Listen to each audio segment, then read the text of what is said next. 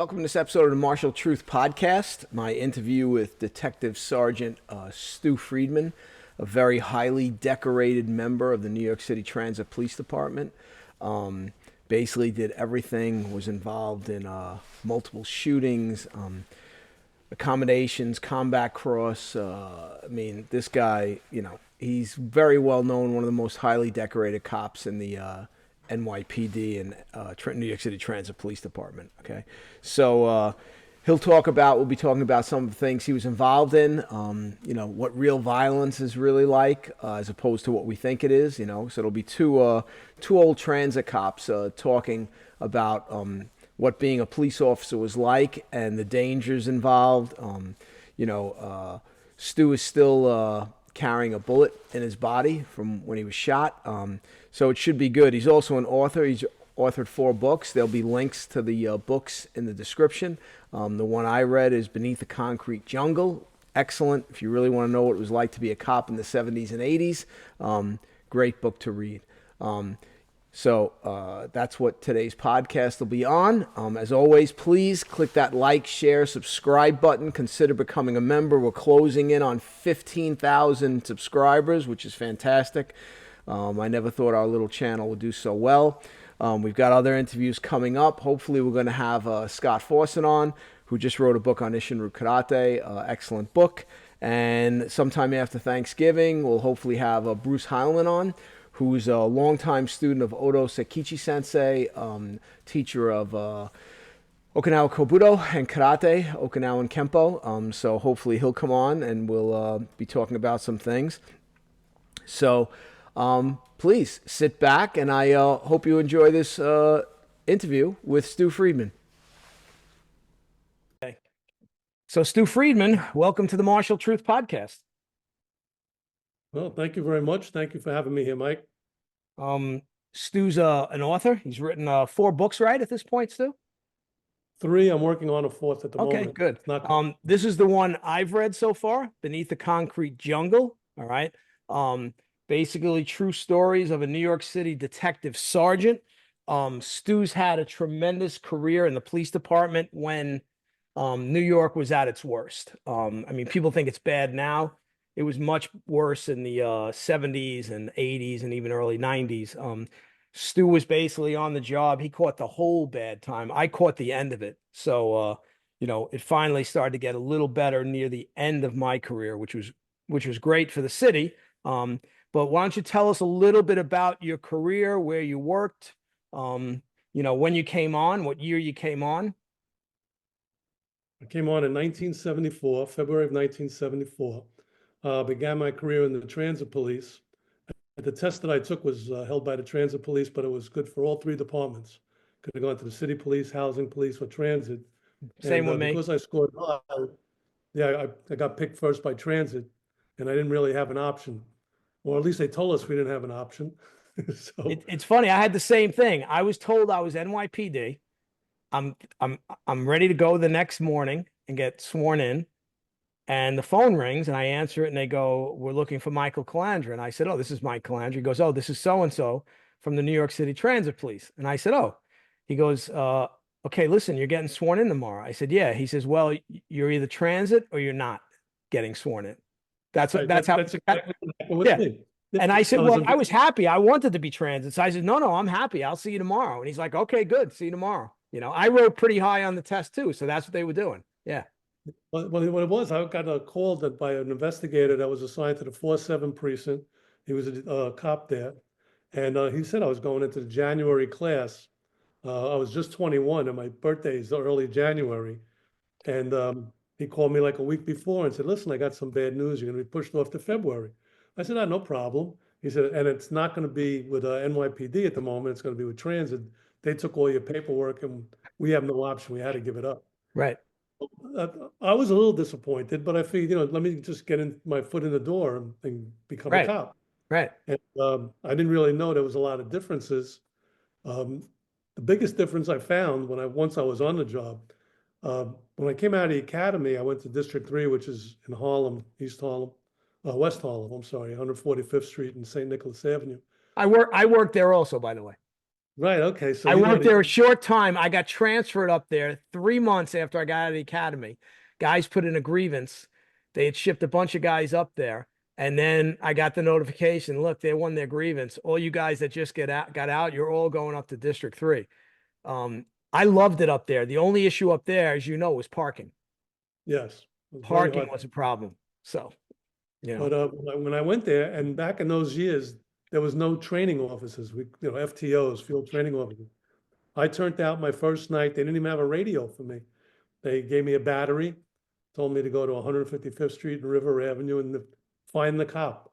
And that for me was like normal because you don't know any right, better. right, right, right, And we turned out with a 6-shot revolver that right. had 12 extra rounds, a nightstick, a flashlight, and a battery. That's pretty much what I went out on patrol with. Same here. I mean, I came on, it was still using 38s. Right. So So, same thing. I came on in 88. It was 38s for the first, I want to say 5 years, 6 years until we switched to 9 millimeters. But yeah, it was the same thing. And even when I came on, the radios weren't great. They didn't always right, work, you no, know. a lot of dead spots. Yeah, people have no idea. I mean, that's one of the things. I don't know if you found this too, but one of the things I rode the subways my whole life because I grew up in Brooklyn and Queens, right? So I lived in the confines of District 33, and that's where I wound up working eventually. But what I tell people is, the one thing with the subway system when you're a transit cop and you're working down there, it's a very hostile environment. Yes. And people don't realize that because they're just getting on the train and going to work. But when you're down there 8 hours every day, you realize just how dangerous that environment is. So especially if you're a nighttime subway rider, when you don't have the big crowds to kind of like comfort you a little bit. Right, right. It's a dangerous and lonely place and Yep. very uncomfortable if you in that environment. Yeah. And So even when I got on, they still didn't have FTOs. right, wow, So what I did, I got on and the first they paired me off with a guy for 2 weeks. I think it was 2 weeks. And then, some of the guys actually taught you stuff. They were nice guys and they tried to really show you things. And other guys really didn't give a shit. And they were like, okay, kid, you're with me tonight. That's it. They didn't barely talk to you. And I was okay with that too. I mean, I was 24 when I come on, so it's not like I was 18 or 19 years old. But later on, these guys got out and they had training offices for months. sure. And, where we had none of that. We were just basically thrown out there. Well, my job has definitely evolved over the years. Yeah, yeah. But in my case, I didn't work the big program, and you probably know, is 8 at night till 4 in the morning. They called it the 8P program. And I Where was on that too. I was never on that because my Oh, okay. seniority was good, and I was able to pick midnights before I got into that. Okay. On the midnight shift, I didn't realize it, and you could probably confirm this. Between 8 at night and 4 in the morning, the mayor had said there won't be any arrests, and there'll be no crime, is what he said. So if you Right. made an arrest, they didn't like that. So I was very active cop. I wanted to be an active cop, and it was very easy to be an active cop because there was a lot of crime. Right. And if you stop somebody for not paying the fare, you were bound to find a firearm, a knife, drugs. That was just commonplace. So I was bringing in arrests. So I was making a lot of summonses. And I found that when I would call down, we'd have to call up and get a control number, CN number. And they would tell me, well, call back at 4 o'clock. And when I would call from the precinct, even though I made the arrest at 1 o'clock, they would say, okay, arrest at 4:05. And I'd say, no, I made this arrest at 1:10. Right. And yeah, Padding well, the stats, yeah, you put changing the what you stats. want. Yeah. Yeah. And that's how it was. And then because I was making these arrests, every time you make an arrest, it's a reported crime. Right. And they just didn't like it. And I caught a lot of flack from the majority of my supervisors at the time. So, Was so when I was reading your book, I kept having like flashbacks, right? Because you're talking about, bosses that are giving you a hard time about making arrests. And I experienced a lot of the same things initially until Bratton came. yes. Now, there were a handful. Now, don't get me wrong. When I was in District 4, I had a lieutenant that was really giving me a hard time about making collars. And it got to the point where he fixed me at 125 in Lex, right?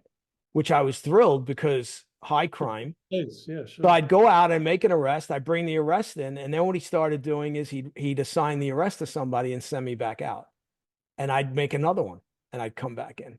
Yep. And and then but my sergeant, which was a guy by the name of Nicky Russo, I don't know if you know Nicky, Oh, right? Nick, very well. Good Okay, guy. so he comes up to me and says, "Listen," he goes, he really doesn't like you, but I'm gonna protect you. You're making me look great as your squad sergeant with your numbers. You just keep doing it and ignore him. Just ignore the guy." I said, "Okay." Um, and sure enough, I'll just give you a quick story about that particular lieutenant. Bill Bratton becomes the chief.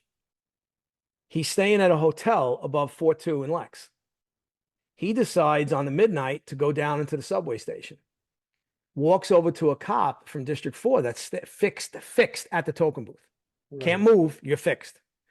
Bratton IDs himself, says, "How you doing? I'm Chief Bratton. I'm the new chief of the transit police." By this time, we all knew. Teletypes went out. He says, "Officer, I'm just curious, what's your assignment tonight?" The cop goes, "This piece of concrete I'm standing on." And Bratton goes, "No, no, I'm serious. What's your assignment tonight?" And he tells him again. And then he sees the other cop further down. He sees another booth. He says, "What's that cop's assignment?" He says, "The piece of concrete he's standing on." We're all fixed at booths. Every single cop on the midnight tour is fixed at a booth. He says, "All right, I want you to walk me through the whole complex. And I want you to point out things, problems, where there's crime areas. Just explain everything to me." At the end, Bratton goes, "I really appreciate it. By the way, you're not going to be standing here much longer." The cop told him, he says, "Listen, Chief, do me a favor. Don't tell them I told you. If you tell them I told you, he goes, "Don't worry, I'm not going to say nothing." He got on the train, went to 14th Street, walked in. The lieutenant's on the desk that didn't like me. Immediately went behind the desk, pulled a roll call. He said, "Get every one of these cops off these booths. You give them where they're wandering. I want them wandering from station to station. I don't want the criminals to know where they are. I want them wandering. You're done fixing these cops."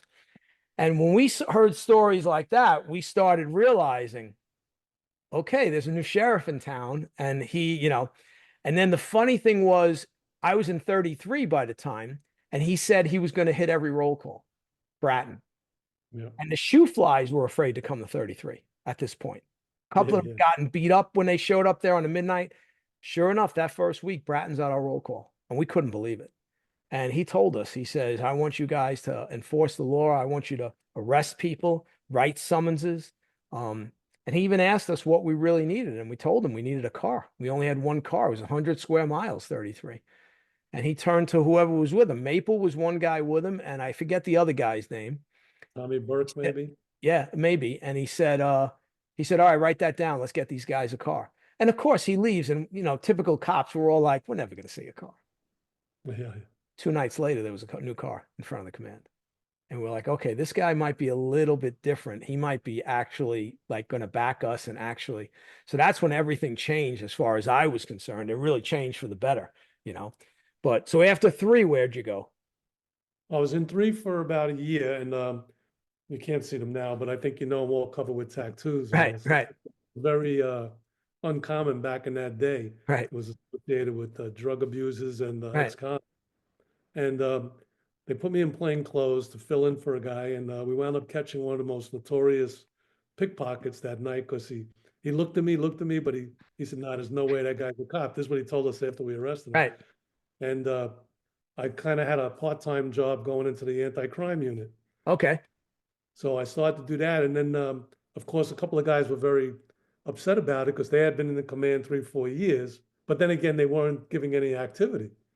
I was making in my first month, I actually led in rests for almost the whole year. And within the first 6 weeks, which I know you read in the book, I was in a pretty big gun battle. Yeah, Uh, why don't we talk about that initial shooting you were in? You were in actually a few shootings. And from what I understand, you're still carrying a bullet in you to this day, right? yes, I do have one in So my. let me so again, this is, mostly what I do is martial arts related stuff. But one of the reasons I wanted to have you on was because, like myself, I was lucky enough, I wasn't in any shootings. Had guys tried to pull guns on me, never let them get it out, was able to stop them before they could do that. I credit my training with that, right? Yes, But sir. there were several times where it was close. I actually had a DA say to me one time, I don't understand why you didn't shoot the guy. And I said to the DA, well, you weren't there, right? So I'm here, he's here, it all worked out, right? But one of the things I often talk about in my classes, because I actually do gun disarms, how to defend against the knife, is don't assume because you get shot that you're out of the fight, that Right. you're going to die. Don't assume that you get stabbed or cut, that you're out of the fight, you're going to die, right? So maybe later on, after we talk about this first shooting, you can talk about your experience being shot and how you handle that. Yeah, So, absolutely. Well, the first one, like I said, I was 6 weeks out of the academy. It was a midnight shift. I was working 110th Street and 8th Avenue, which actually at one side of the station isn't bad because it borders where Central Park West right. begins. And actually the rents there, you know, quadrupled Astronomical. Right. at the other end of the subway station, Right. which is kind of strange. It's a block difference, but what a difference it made at that time. You know, these days it's different. Right. But I heard some guys coming down the stairs around 1:30. It was a very hot night. In fact, bulletproof vests weren't issued back in those days, but I did have my own. But I didn't wear it that night because it was one of these 90-degree days, 90-degree nights. It was very humid. Well, and you know, not to interrupt you, but what people don't realize is if it's 90 degrees upstairs, it's It's like 130 degrees in the subway. just unbearable. It's brutal, brutal.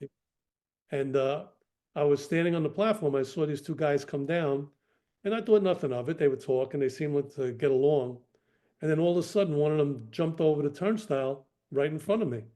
And back in those days, which you probably would recall, they had the Black Liberation Army Right. was very big on assassinating police officers. In Right. fact, we lost Sid Thompson was a Right. transit officer who was killed up in the Bronx, and you had 5 or 6 others killed in the city. Right. You know, this was something that was always on cops' minds. And when we Yep. went through the academy, they trained us on that and taught us about it. And I, in my mind, I thought these guys are trying to get me on each side, and I'm going to have a problem. And the guy was yelling. The guy has a gun. He shot at me, and he's showing me a bullet hole in his shirt. But it was well, actually, the guy put the gun to his chest, and he pushed it, and he was wearing a buttoned shirt, and it pulled open, and the gun fired, but it went through and out. Okay. Never hit the victim. So I told the guy, take your hands out of your pocket. And when he did, he actually had a 38 in his hand. He came out with it and he pulled the gun on me and told me not to move. And I didn't have my gun out, you know, the lack of Right. experience. Right. Right. And you know, I related back to when I was a kid. I used to watch all these Westerns because I grew up on these Westerns back in the 50s. And I just drew my gun. I used to practice that, believe it or not, when I first had my firearm, which was another thing. When I went through the academy, we had our gun on day 3. We would Right. take Very different. Even from when I came, we had gun and shield day, which is right near the end. So you didn't right. get your gun till near the end. So No, you they guys gave are us carrying it right off the bat. well, we weren't even trained. They told us, and we came in we had to wear a uniform. We wore a khaki Right. uniform with the gun belt and a hat and the Right. shields. We had our gun and shield, you know, day 2. We were like Yeah. cops, and they told us to take the guns, but don't load them. You know, it was, guys. I came on in February, so guys were wearing these trench coats to cover the Right. whole uniform and Yeah. stuff. Yeah. It I was don't kind of, blame them. could never do that again today. It was just kind of, No, no. but you know, I used to practice the quick draw on my own, you know, and I actually did that. So listen, I think we all practice the quick draw. Yeah. You know what I'm saying? You get that gun. First off, we had the old 38s, which looked like the 6-shooter because they were a 6-shooter, right? A little cowboy gun, right? And then you had the holster, Right. right? So we all practice the quick draw. I don't think there's a guy on this job that came on then, and even to this day, I'm thinking every cop when he first gets that gun and holster goes home and is trying that quick draw. That's So the way to get so out. obviously you drew your gun, and then what happened? I drew my gun and the guy fired 2 rounds at me. And I mean, I saw the flashes. It's not like, I mean, I heard the bang, but everything was so quick, you know, Right. and quick, but in slow motion, if that makes sense. It makes sense. And they trained us when I went through the academy because we had the 6-shot to try to fire, if you're in a gunfight, 2 rounds at a time to keep track of them because, you know, in the excitement of things, you could Go lose empty. track. Yeah, you go empty and you're Right. clicking on empty rounds and you got nothing. Right. I fired 2 rounds back at him, but I had to move to the right because the token booth was in the In line. the If I line of would, fire. Right. he began to head to these stairs, which was the stairs they had come down. And when he did that, I ran through the exit gate after him. He turned, he fired 2 more rounds at me, and I fired at him. He made his way to the top of the stairs, turned again, and I fired 2 rounds. And I didn't know if I saw him kind of buckle, but he made his way out to the street. Now I knew I was out of rounds. Right. So I down the stairs, a feat that I could never do had I tried it just to try it, Right. but the adrenaline kicks in. And I did exactly everything they had trained me to do, believe it or not. I put my left hand in front of my chest. They told us to blade yourself, make a smaller target. It all kicked in. All that training that they gave us at the range Yeah. was second nature, and it possibly saved me. And Right. I unloaded my shells. I reloaded. I called for assistance on the radio. Hopefully it went through. But the token clerk who was sitting there, actually, as soon as the first 2 shots were fired, He he called, picked, right? yep. Yeah. So I ran out into the street and I found the guy laying in the street. I had hit him twice. Okay. And the first thing he said to me was, um, "Why'd you shoot me? I don't have a gun." And I couldn't find a gun on him. Hmm. And, like they say, a gun never hits the street. Well, I joke about it in my classes when I teach weapons disarming. My New York school, now I'm out here in Arizona, so I only have a handful of students. My New York school, at one time, a lot of cops training. And Sure. the standard joke in the school would be I'd teach a gun disarm and I'd say, well, if you do this, there's a good chance the gun may go flying out of his hand if this technique works the way it's supposed to. I said, but just keep in mind, as soon as the gun hits the floor, it grows legs. Yeah, Like exactly. that's the standard joke. It grows legs. And the civilians would look, the cops would all laugh, but the civilians, well, what do you mean?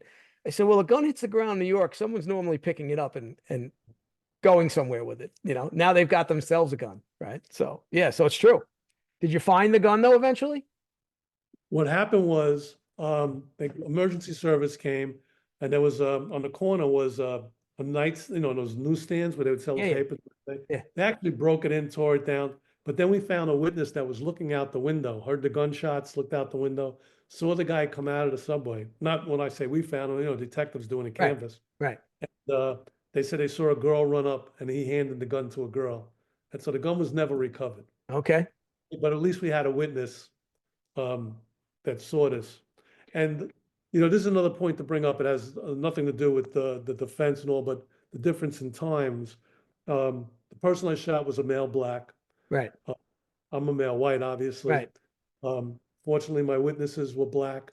Um, and I only bring this up, not for racial overtones, but in today's world, it would have been a different scenario. I was back on patrol by 6 o'clock in the morning, back on my actual post Right, after being interviewed by a captain and going to the right. precinct. And today, that even if there was no civil unrest, I would be without a firearm for 3 to 6 months. Would be investigated by Attorney General and 3 or 4 other investigative units. And Listen, that's the my 50 years son's a, back. my son's a Phoenix police officer. About 4 or 5 years ago, he was in a shooting. Um, you know, Automatically on desk duty for a couple of weeks. Um, Within 2 weeks, the academy was using his shooting as a scenario. They said it couldn't have been better, right? Um, you know, he was treated well by the department, but he had to go through the whole rigmarole, right? The guy he shot was a gang member. Out here you're dealing with cartels, you're dealing with serious gang members, coming across the border here. And he's in Phoenix, he's a Phoenix police officer. So the one thing I'll say for these Phoenix police officers, they're either number one or they're in the tops for shootings nationwide. Um, Yeah, I know they but have a special kidnap unit. Yeah, a lot of the criminals don't survive the shootings. These Phoenix cops can shoot. I mean, they can shoot. And my son's also a firearms instructor. So there's a lot of shootings out here. And it's funny. They I love the modern mind. Well, we're going to do a study on why Phoenix cops are getting in so many shootings. Okay. So I told my son, whatever they're paying for the study, just tell them to call me. I'll tell them why Phoenix cops are getting so many shootings. I mean, it's the criminals. The guys they're getting in shootings with are all predicate felons that aren't allowed to have firearms. So, you got bad guys that want to do harm. It's as simple as that. And, and until they crack the whip more, you're going to continue to have the more shootings. I mean, even in New York, I think you're seeing a bit of an uptick in shootings. Yeah, I read the especially, Post every morning, and it looks like there's an uptick, even with cop shootings. It looks like more cops are getting involved in shootings. And it's like it always goes like this. It's cyclical. Um, you get people that back the cops, cops do their job, crime goes down, everybody's happy. And then all of a sudden they're like, oh, well, you know what? The cops are being too rough. Oh, no, you know what? No, don't enforce the crime. So let the criminals, it's okay. And then you got what's going on in New York again, right? Now you're seeing it getting bad yeah, again, you know? And like I my think son says out here, they can't hire anybody still. No it's one wants hard. to, Yeah, no one wants to be a cop. They can't hire anybody, you know? yeah. They're giving incentives now to become a cop. They want to give lateral transfers. They Yeah, offer you 30,000. yeah, I look sometimes on the websites. I'm saying, boy, I wish I could apply for these things. yeah. It's crazy. There's one guy in Florida, he owns a moving company. He helps the cops move and helps them find housing, and then he helps them move. It's Oh just wow. crazy. But it's certain states, the states that are more supportive of law enforcement. You know, Right. I mean, if I was a young cop and I wasn't married, I was in one of these cities where they treat you like garbage, I'd be gone. I'd be someplace else where they're going to treat me better. You know, so Yeah, that my first son. shooting, that first shooting, you didn't get hit. No, I didn't get hit. I went to the precinct. The duty captain took a few hours to get there. Detectives talked to me. They said, "Ah, this looks real good. No problem. You have a witness." That I actually had the witness in the booth. I had the witness that was my complainant originally, and it was all about a drug deal where my witness apparently stole some drugs from some major dealers, and this guy came there to collect the debt or to kill him. And he was also wanted for supermarket stick-ups. And he wound up never even going to jail in New York. He was extradited to Jersey and convicted there and stayed there. So I'll give you this is what I try to tell people too. We'll go up to a guy as cops for the most minor offense, Sure. minor offense. Never And know. but but he thinks we know he's wanted. Well, we're supposed to know everything. Yeah, and people don't realize that. Like, well, you walked up to him, you said he littered. Like, why did he attack you? Well, because he's wanted for murder in Georgia, right? Or something else. Like we had a guy, I was working with Henrietta Reeves. She was dressed as a TA worker. We were doing anti-crime. I think it was Kosciuszko on the J in 33. And I was writing a guy a summons, and she'd stopped a guy on the other side. And then this guy approached her and he said, hey, did you see that guy on the phone with a really loud shirt? And this guy's shirt was so loud you couldn't miss him. And she says, yeah. He said, that guy killed my brother 6 months ago. So she brings the guy over to me. She's senior to me, really good cop, could fight, everything, really good. She brings him over to me. She goes, listen to this guy's story. She goes, he seems a little off to me, though, this guy. Like maybe he's a little crazy. So the guy tells me the story, and I'm like, all right, let's go down and stop the guy. The guy had left the subway, went in the street. As we walk down and hit the street, I start to walk over. One of our transit cars is coming along with two senior guys in it. They jump out. So now I go up to the guy. I keep the witness away. I said, listen, this guy says you assaulted his cousin 6 months ago. He goes, no, I didn't do that. I said, listen, I know you didn't do it, man, but we're going to have to bring you in and straighten this out. And I said, so I'm going to check you for weapons and I'm going to have to handcuff you. And I find a stun gun. So I says, oh, well, you got to come in now because we're going to have to give you a summons for the stun gun. But if you give me a hard time, you're going through the system. And I cuff him, no problem. And then going back to some of the other things we talked about, the detectives in the A3. So the sergeant says, let's take him to the A3. We go to the A3. We got the witness. We got the bad guy. I go into the sergeant in the A3. I say, hey, doing? He goes, what's up, transit? Right. I said, oh, I got a guy in the car. Says the detective works here. This guy killed his brother 6 months ago. I don't want that shit in here. Take it back to transit. Okay. I walk out. I tell the sergeant, he's all right, let's go back to the command. I call Night Watch. Night Watch doesn't want to wake the guy up. I say to the guy, okay, what's your name? Because when it turns out this is the guy, your name's the name I'm given. That didn't want to wake him up. all right, wait, I'll call him. I'll call him. Sure enough, the guy calls, and my sergeant had said to the complainant, he said, "I don't believe your story. I think you're making it all up." He says, "But if it's true, I'll buy you a coffee and a pack of cigarettes." Right? And the guy goes, "Well, you get ready to buy me that stuff." So sure enough, the detective calls. I tell him what we got. He says, "Let me talk to the witness." I put him on. You immediately could tell they knew each other. So I get back on the phone. He says, "That's the guy. You hold him there. It's going to take me a couple of hours. I'm out in Lake Island, but I'm going to get in there. I'll see you." And I said, "All right." Now we tell him, the guy, now he's not giving us his real name. So now he's starting to, put two and two together. Sure enough, the guy walks in. He's got the bad guy's photo. He walks in. As soon as he walks in the cell area, the bad guy goes, "All right, you got me." And then the detective goes, "The guy's wanted for 2 murders in Washington, D.C. And he's wanted for killing this guy's brother 6 months ago on Bushwick Avenue, where he shot the guy in the leg as he crawled away. He put 2 bullets in his head." He goes, "This guy's a bad guy. He kills people for the drug dealers." So he says to my sergeant, "How many guys did it take to get the guy?" And my sergeant pointed to me. Now I'm 5'7". So Yeah. it's not like I'm an imposing physical presence. He goes, "No, no. If this guy had a gun, he would have shot it out. If not, he's going to fight." And my sergeant looks at him and goes, "Well, do you think we were stupid and told him we were bringing him in for a potential homicide he did?" "No, my officer bullshitted him and told him he was just bringing him in to give him a summons. And if you give him a hard time, he's going to go through the system." Then he knew we'd have him, right? So, and it was the same thing. Immediately extradited to Washington, D.C. And if he ever gets out there, comes back here, and then he's got to deal with back here. And people don't realize, like, what starts off as a guy that we think maybe is a little crazy and making up a story turns out to be real, you know? And, in your case, a drug deal had nothing to do with you, right? Yeah, the guy brought it to me.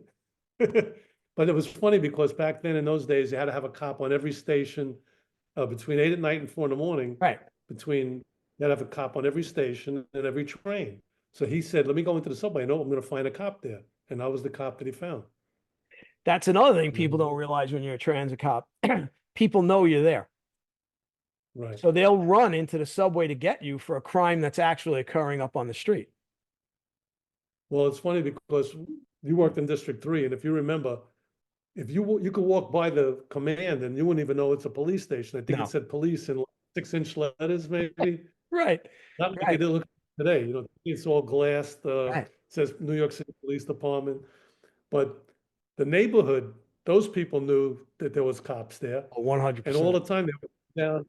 You know, my husband's threatening me, or my boyfriend's threatening me, or this guy's giving me a hard time, or this guy pushed my daughter, or we would always wind up going upstairs for something. Not everybody wanted to, but I was going. Yeah, I mean, I was the same way. I made a lot of collars.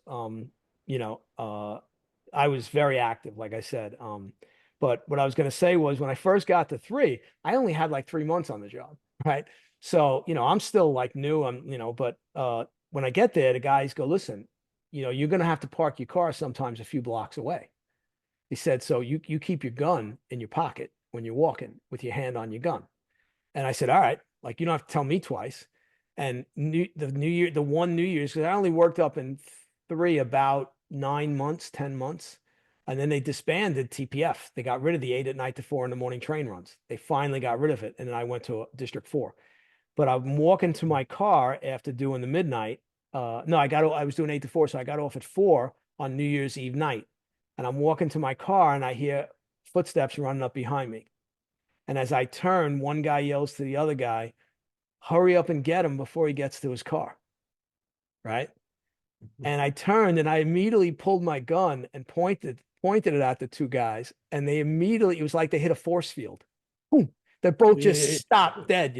And I said, "Not tonight, fellas." And they turned around and beat feet. But again, going back to being given good advice by senior officers, right? Yeah, it's To maybe an issue. have that gun in hand because you don't know what you're gonna deal with. So Well, the shooting I had was actually on 146th Street, okay, coming off. okay, So yeah, I had just gotten off duty, and I was in anti-crime at this point, okay, and we got three this is in 1977, so now I had 3 years on. Okay. I lost a year to the layoffs. So Right. I was rehired. As soon as I was rehired, I went right back into anti-crime. And I went there with my partner, who had worked in District 2 originally, but we had met while we were before the academy, went through the academy together, we became very close. Tom McGurl, I don't know if you know the name, No, but I know him from the Tommy book. and I, right. So we wound up going to District 3 together, and we worked in anti-crime. And normally we would walk to our cars together. And Tommy, I'm a little over 6 foot. Tommy's like 6'4", Okay. big opposing, Big guy. Right. big guy. And he was on the phone, and back then it was wall phones. We didn't have cell phones, Right. so Payphones. he Right. was. Yeah, he said, "Yeah, go ahead out without me." So I go, and I'm walking up with a senior guy who had, I think he might have had 10 or 11 years at the time, and he wasn't an active guy. He just wanted to get his day done and go home. And when we got to the top of the 146th Street, the stairs into the street, I looked across the street and I saw a kid leaning against, there used to be like a social club there. Okay. And he was leaning against the door, and he had a gun, visible gun in his hand, holding it up near his head, like if someone was to come out, he Right. was going to get them. Right. And this was about, well, I forget the time. It was after midnight. I think we did a 4 to 12. And I'm looking at the guy, and I'm like, the hell's going on here? Well, first off, you can't And believe there's a guy standing there right out in the street with a gun in his hand. Right. yeah, so I told, Like it's normal. so I was with this guy. His name was Patty. I said, Patty, go up ahead. I'm gonna come up behind this guy. So Patty got behind a parked car on our side of the street, which was the north side of the street. I crossed to the south side and was walking up behind the guy. And I figured I'm just gonna grab this gun out of his hand, then I'll have it. And I had my gun ready. Right. And I hit a lock. All the stores were gated, and my left foot hit a gate lock, and it rattled the gate just as I was getting to him. And he spun around, and I mentioned in the book, people used to tell me when I took a complaint, what did I say? What did the guy look like? They say, I don't know. The gun looked this big, and Right. I'd be, I guess. Well, Right. now I had this gun pointed right at my face, and the barrel looked like a cannon, you know. And he actually pulled the trigger. I could again slow motion. I saw the Right. hammer coming back. I saw the hammer coming down. I heard the click, and I was froze for that second. And he started to turn, and I went to grab him, and he turned again and fired again, and the gun clicked again. He had two misfires. And I'm sorry, it wasn't after midnight because it was about 7 something, because the kids were jumping rope in the street, Okay. and he ran out into the street between them, so I couldn't fire at him. Right. And he was running, and I was, Patty kind of like stayed where he was. And when he got past the kids and was making, I couldn't outrun this kid. He was Right. 16 years old. Right. It's department regulations. I fired a warning shot, Right. and he took the gun, threw it. He dropped to his knees. He said, I don't have the gun. I give up. And he surrendered. And what it turned out to be was he had a 5-shot revolver, 32 revolver, and it had 3 rounds in it, 2 of which had the primers struck. The other one was a live round. Um, Cuffed him up, took him downstairs. Tommy now had shown up, and also my team, another team came that was anti-crime.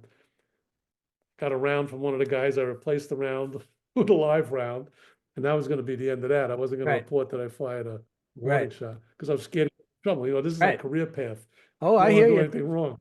Yeah, I hear you. So it brings me up to the district, and the lieutenant wanted to check my gun, and he did. And he said this gun was fired. I said no, I hadn't cleaned it since the range. But then, as the guy was standing there, his mom showed up, and she said, "Who arrested my son?"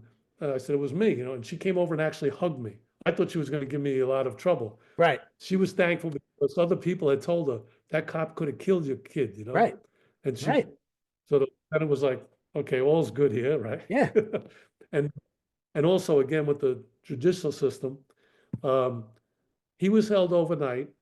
I hand delivered that firearm to ballistics because they got to test it to ensure it's operable. Right. And when a gun is recovered, as you know, they test the ammunition that's with it, if possible.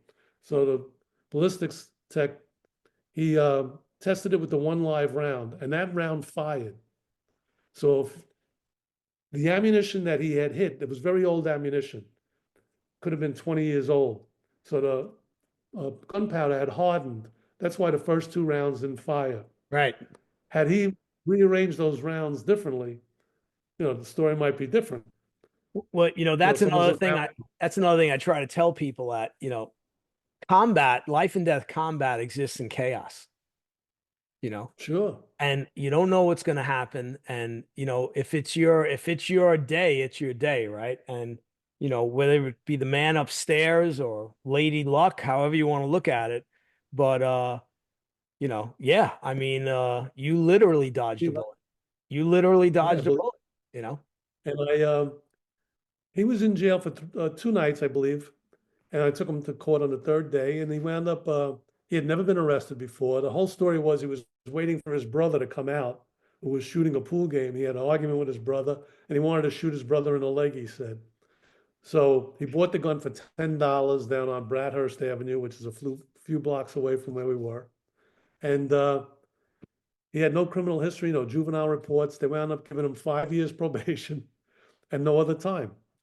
And I mean, that's for attempted murder of a police officer. It was reduced to possession of a firearm because the district attorney, and I understand it, having been involved in many cases, they said we can't prove that he didn't know that he was firing on empty cylinders because two of the cylinders were empty. Right.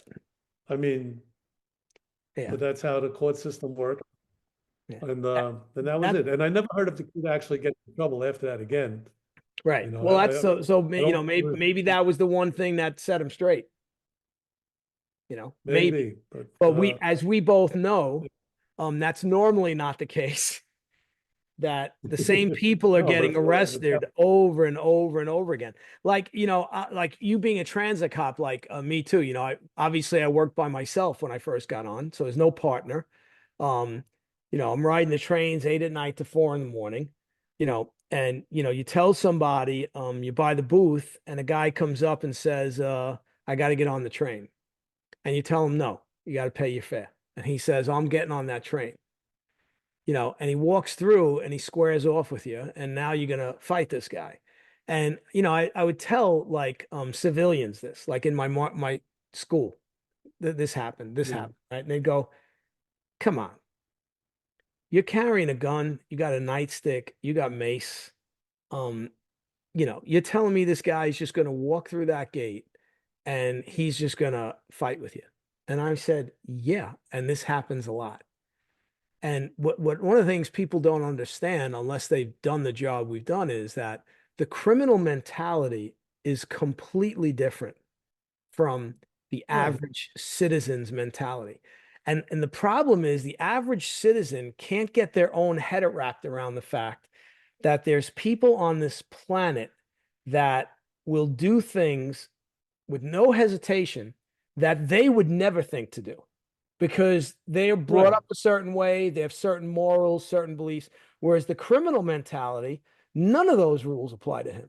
He thinks he should just be able to do whatever he wants. Oh, I want that coat. I'll just rob it. I'll just take the guy. Oh, he's got that necklace, that chain. Oh, it's gold. Oh, yeah. I think that'll look good on me. I'll just steal it.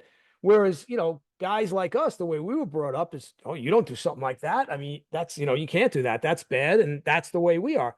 But the person that has that wiring that's not connected right, or has a different chip in their head to make them a criminal.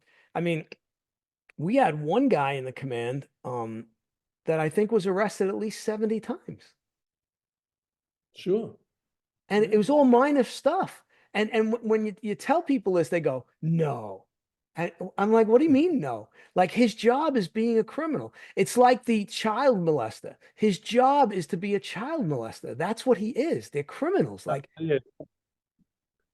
Not to get political, but that's the problem with today's lawmakers and these different, they don't understand that they give all the breaks to these criminals, thinking the criminal's going to say, I got a break and, I'm going to do the right thing. That's not going to happen. never. It's never going to Unfortunately, happen. not- Yeah. It's no, because they just take advantage of the situation. They take advantage of any situation they can make a dollar on, and they're only making it easier for them to do that. and what it does is it emboldens them. Of course, it can. Yeah, I mean, and this is what they don't get. They don't get that if there's no repercussions, right, for their actions, they're just going to keep doing it. And then they're going to think, oh, I can do more. Oh, I can do this. Oh, well, I can do that. I don't have, oh, I get out that same day. They drop the charges, oh, I can assault the cop. They're not going to charge me with it. I mean, it's a Well, recipe getting for back, disaster. well, what you were speaking about earlier, like shootings are up, even in New York City police. And one of the reasons being is because they make it where the cops have to take so much abuse. These guys just keep going further, further, and further. And it gets to the point where the only other option is to shoot at them, because if they're going to run you over with a car or pull a knife and put it to your head, or a gun or something, you have no other options. Nope. We used to have the options of being able to use a nightstick. That you don't see anyone using those anymore. Nope. Now everything is, please, we'll give you a hug. And Right. even the Right. training, my son is a cop for the last 5 years, not in the city, thank God, but his training differed so much from our training. Right. My training and probably yours. I don't know what year you came on, but I came on I 88. think, all right, so there's a pretty good spread there, 12-year Yeah. difference. But with mine, they told us you have a nightstick, that's for you to use. If the guy gives you a hard time, you're not there to discuss issues with him. You're not there to have long conversations with him. If he berates you, curses you out, tries to walk away, you use that nightstick, because you're only going to make it tougher for the next cop that has to deal with him. And then with that idea in mind, that's what's happening now. They Right. make it tougher for each other cop that the person deals with. So when we went through the NYPD Academy, I'd already been training in martial arts for 11 years. Right. So, I'd had a bunch of fights as before I became a cop, right? And I'm in there and, we're doing the tactics training and stuff. And, I'm not overly impressed. Um, so, and then the NYPD at that point, one of the main classes was social science, which I like to categorize Yes. as you're okay, I'm okay, let's all hug and sing kumbaya, right? So I finished at the NYPD Academy, and now I go to the Transit Academy for 3 weeks. It was like, wait a second, wait a second. Wait, where am I now? Instructor. Okay, that's your train. It's not the motorman's train. It's not the conductor's train. You got a guy have his foot sticking out as you're walking through that train. You kick his feet out of the way. Someone touches your gun or touches your gun belt, you smack their hand away. Okay. You're in charge of the train. You're in that boss. They either respect you or they fear you. There's no in between. And we're all kind of looking at each other like we just got out of the Kumbaya clinic for 6 months and now we're in transit, right? And there's the techniques they were showing were better. And then just the way they were making your head, Mentally. yeah, like mentally preparing you for when you get out there, And I always felt myself that, and I tell people this, if I told a criminal he was under arrest and he didn't resist me, he didn't fight me, he had nothing to fear from me. But if I told him Absolutely. he was under arrest and he wants to fight, well, I'm going to be the guy He's his gonna, mother warned him about. Like, he is not going to be happy how this is going to turn out. And I was in 33 for so long that it got to a point where I'd have a guy square off with me. And then he'd realize, oh shit, it's that martial arts guy. And then he immediately put his hands behind his back and he'd go, I know who you are. And I'd just ignore him and cuff him. And then when we got back to the command, my partner, because we were doing anti-crime by this time, my partner says to him, so where do you know him from? He goes, oh, you're that jiu-jitsu guy, right? And I said, what are you talking about? Like, I'm playing it off. He goes, no. About 6 months ago, I was at that same station with my friend and he squared off with you to fight. And 1 second he was standing there and the next second he wasn't. And I said, oh, but I said to myself, that made this night easier because he remembered, right? He remembered the first time. So now I didn't have to fight him. Now, Right. now he knew it wasn't worth it. He knew he was going to get his ass kicked and go to jail anyway. So now I'm not going to fight. I'll put my hands behind the back. Right. But yeah, I mean, it's hard for civilians to understand, especially back then. I mean, even when I was first on, I mean, it was It was fights all the time.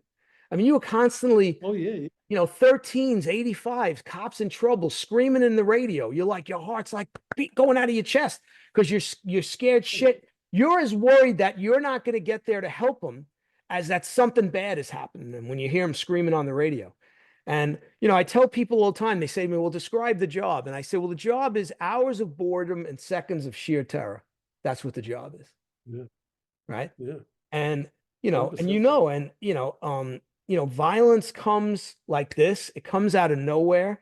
You could be standing there drinking a cup of coffee, and then all of a sudden the shit's hit the fan and you're into it.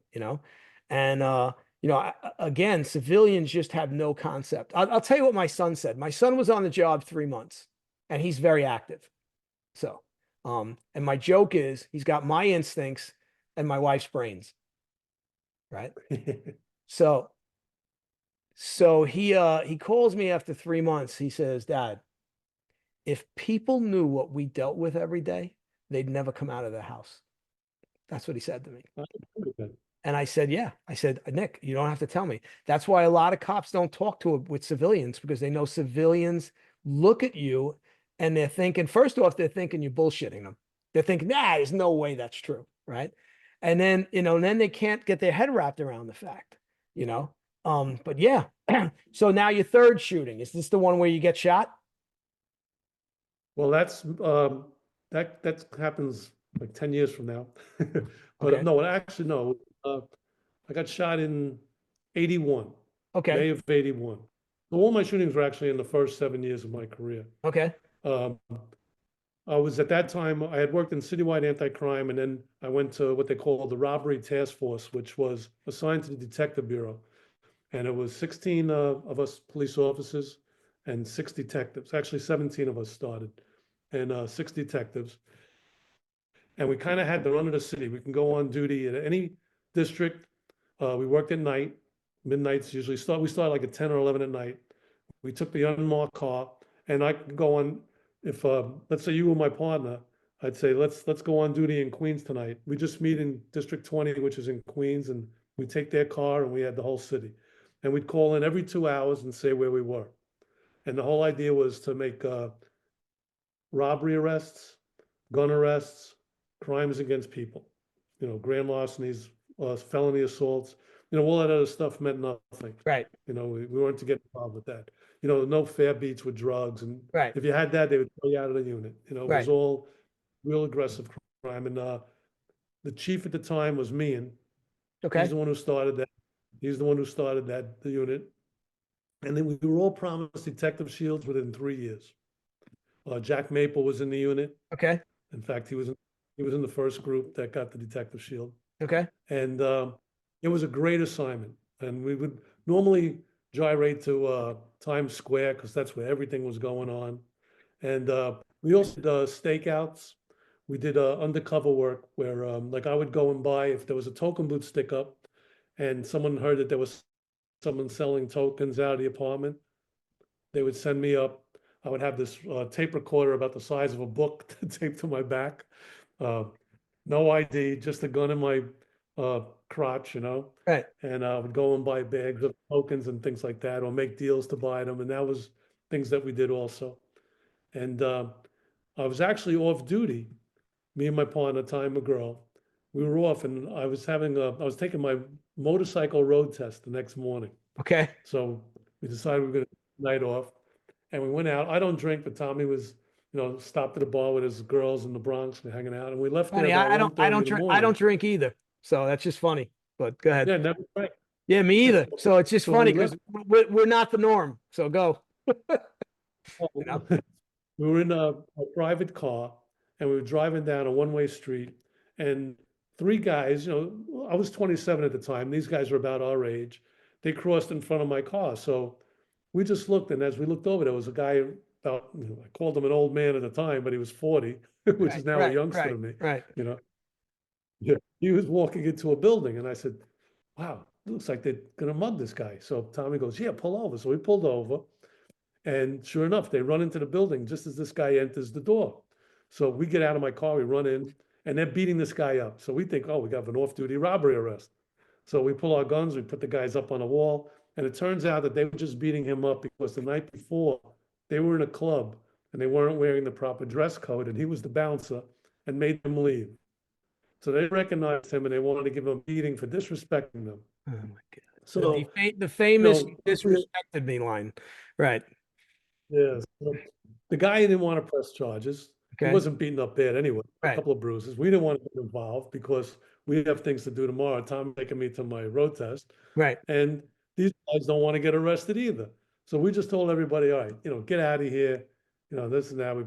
We get back in the car. They walk down the street. I drive around 2 blocks. I get to the corner, make a left, make another corner left, go into the main street. And just before I get onto the main street, a car pulls up in front of me. And they look, and I make the turn to get onto the street. And this guy pulls up door to door to me. And I recognize him as being one of the three guys from the hallway. And he tells me, put down the window. And I said, like, what do you want? And Right. then I saw a gun come. So the gun came up. I put my arm up in front of my face to block it, and he fired. He fired 3 quick shots. Bam, bam, bam. One hit the car door, one hit me, one hit the headrest. The one that hit me in the tricep. It traveled up and it lodged in my chest. Okay. And he took off in the car. So I wasn't, I didn't feel any pain. I felt like I was on fire, Right. because the Right. bullet's so warm Right. when it comes into you. But I was angry because, I mean, this guy shot me Right. for nothing, I'm thinking. Right. Of Right. all the things we've done, this Right. guy shot Right. me. Right. So I jumped out of my car and Tommy jumped out, but the car was on a little bit of an incline, the road, and I never put the car in Fine. park. So the car was knocking Tommy over, and he said, "The car," and I jumped back, I hit the brake, and by the time I put it in, park, the guy was a block away, and I couldn't fire. So he got away, but eventually he gave himself up because I had the plate number. They Okay. were able to track the car. The car actually came back. Quick story on it. It came back. People didn't know where the car was registered. In those days, you could register a car. There was a lot of Right. shady stuff going on in a motor vehicle. Right. And the car was registered down in Long Island. Nobody knew him. And they found the car burnt the next day, but the inspection sticker, they were able to trace it, and it went to a truck that was registered in a company in Hunts Point Market. They Okay. went to the company, had 6 trucks, and one of them was missing an inspection sticker. So they said, listen, do you guys have steady drivers? They said, yeah. Does the steady driver always drive the same truck? Yeah. Who drives this truck? Right. Well, Joe Pirelli drives that truck. So they said, oh, well, is he here? No, he took the day off. Oh, Mm. okay. So needless to say, they went to look for him, and they locked down the neighborhood.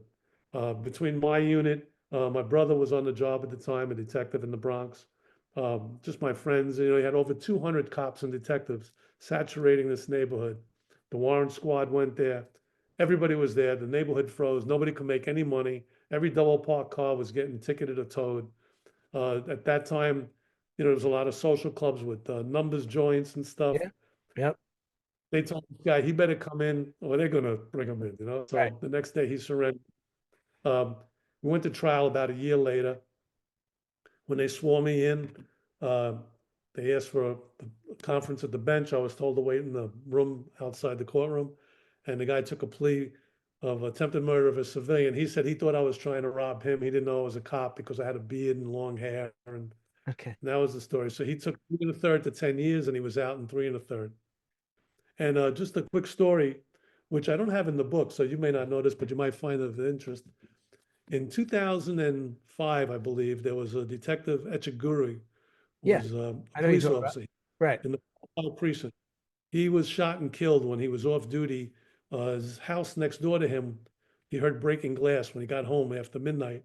He went out to investigate, and there were 2 people breaking into the house. And one of them happened to be Lilo Braccato, Right. the The actor guy from from Bronx. Bronx Tale. Yeah. Bronx Tale. Yeah. And Sopranos. The other guy, I forget his name, it might have been Steve Amato, something to that effect. Well, they got into a gunfight. The officer was killed, but he was able to shoot both of them before he succumbed to his injuries. And Braccato's defense was that they're both charged, as you know, under state law with murder one, Right. because even if he didn't fire the gun, any participant in the crime, is responsible for the death of any civilian or Right. anybody else that's a non. Right. And they were both tried. They were tried separately. The shooter was convicted, sentenced to life, and Bricado's defense was he didn't know that his partner had a gun. Otherwise, he never would have been involved with him. But before they went to that house, they had gone to another house, and this person was involved sometimes with pill sales and stuff. And they went in and tried to get pills from him, and he came out with a bat. And when he came out with a bat, they pulled a gun on him. The guy pulled the gun on him and told him, "Get back." Right. That turned out to be the guy that shot me, the one who pulled the bat. And he was a witness for the prosecution in the murder trial of Lilo Bricano. Wow. However, they didn't believe because of the incident with me and Tommy and that he had shot two cops, shot at two cops, Right. wounding one. Right. They thought that he was trying to make a deal and try to lessen his probationary times and things like that. And they didn't believe him. And Bricado got off, as you know. He was Yeah. charged just Yeah. with Yeah. lesser Wow. charge, and It, he's out it now. it's crazy, all these interconnected things, right? Yeah. It's crazy. It's crazy, you know? But that was my third shooting, and the bullet still remains in me. I was very fortunate; it didn't hit anything vital. In fact, I stayed in the hospital for like 2.5 days, and they told me if I had been a civilian and not there wasn't a security concern, I would have been out the same night. Right. Uh, what was more painful than being shot was getting I forget angiogram or whatever. They had to Angiogram. stick a Yeah. Yeah. yeah, they had to stick a tube in my vein in my Yeah. crotch, Yeah. run dart through my system to make Yep. sure nothing vital was hit. Yeah. That was more painful than Make sure there's nothing leaking that shouldn't be leaking internally. Yeah. but Yeah. I was My wife's a doctor. and I oh okay. So my So wife, so she'll know. yeah, so she, so again, like my mother had heart issues, so she had a few of those angiograms. And I don't remember Mhm. hearing my wife explain to my mother what it entails. Um, hopefully, so far, knock wood, I haven't had to experience that yet. But as we get But older, we wind up experience all kinds of things we don't want to experience.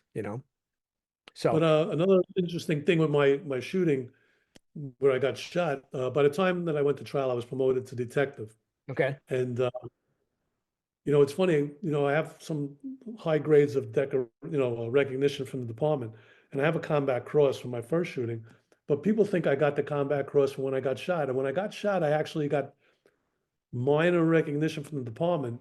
And it turned out that the person that had shot me, when he surrendered, he made an allegation through his attorney that the reason he shot me is because I was trying to shake him down for money, not to arrest him that night. So there was an internal affairs investigation, which I understand, an allegation has to be Right. investigated. Right. So they investigated him, and with the concern, like, well, we can't give Stu Friedman a high reward because if it turns out he was shaking this guy down, it looks bad for the department. So we Right. don't want him going to medal day. Right. So, and then when I went to the trial that day, the district attorney said to me, "Listen, it's going to come up that you were investigated, and I want you to know that. I want you to be prepared for that during questioning and cross-examination." And I said, "I was investigated for what?" And then he told me Right. the allegation. When I went back, I spoke to my lieutenant, and he said, "Yeah, we know, but let's just forget about it. Let sleeping Right. horses lay." Right. There, the And typical, the typical. that's how the department works. Yeah, They no, took his that word, is and how it works. Two things I wanted to talk about was, which I mentioned to you when we talked briefly on the phone, was how physically difficult it is to put somebody in handcuffs that doesn't want to be handcuffed. oh, if they don't want to be handcuffed, they're not going to be handcuffed. Now, you're going to need several people to do it. I mean, unless like in my time, they told us to use the nightstick, and unless you Right. got their attention pretty quick with that, you had a fight on your hands. Right. And there were plenty of times that we had a fight. Yeah. Believe me, you had to get the guy into a position where you were choking him out, or you had to have your knee on his neck, which is completely outlawed today, Right. Right. which civilians don't understand what goes on in New York City. You can't put Right. your knee on their back, on their spine, on their neck. You know how hard it is to control someone that doesn't want to be controlled? Well, Even I two guys, obviously I two do guys. too.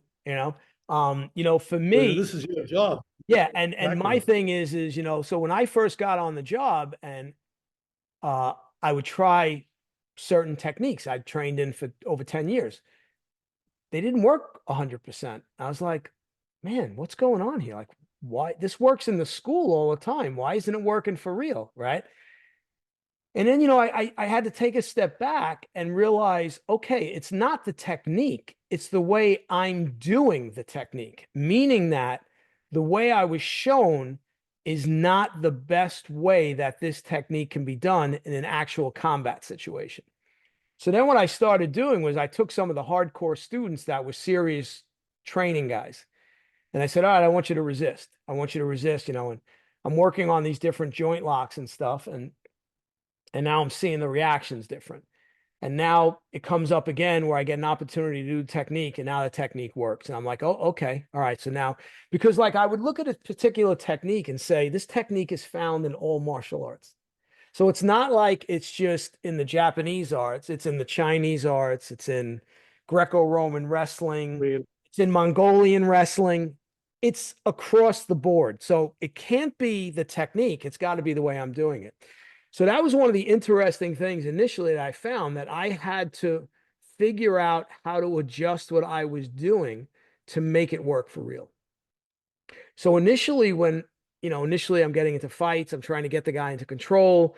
It's taking me longer to get him into control because I just don't have that skill yet. I'm working on it. I'm getting there. Eventually, I got there where I could get the guy, I'll tell you, and I've mentioned this, I think maybe on some other podcasts, but we do joint locks in the martial arts school, and when it hurts, people tap their leg, right? mhm. So, and I tell people, people complain, boy, that really hurts. And I look at them and go, you have no idea. That doesn't hurt. And I tell them, like, I've done it to criminals where as soon as I did the joint lock, they immediately shit their pants, like exploded. And the criminal is like screaming. And afterwards they're saying to me, I never, ever felt pain like that, you know. And, but it took me a while to figure out how to use the techniques in the proper way that they worked. And then, it was interesting, right? Like I remember when I first got to four, and I didn't like District 4 that much. A lot of the cops didn't seem like they really wanted to do anything, and it wasn't their fault. A lot of them, the bosses were like that, right? Um, but I'm coming down, I got a cup of coffee in my hand, and there's two senior guys trying to cuff a guy on a wall. And they're big guys, they're much bigger than me, and they can't get the guy cuffed. So I put my cup of coffee on the turnstile and I walk over and I tap the one guy out of the way and I bend the guy's arm into a pretzel. And I said, go ahead, cuff him. And they cuff him. And then I just walked away. And they're like looking at me like, who's that? Like, because I'm so new to the command, they didn't even know who I was. And when I first got on, I didn't tell anybody I knew martial arts. I didn't tell anybody that. I didn't tell any cops that. I didn't say anything, right? After a while, people started to realize, oh, this guy Calandra, he knows something. So, but it was interesting.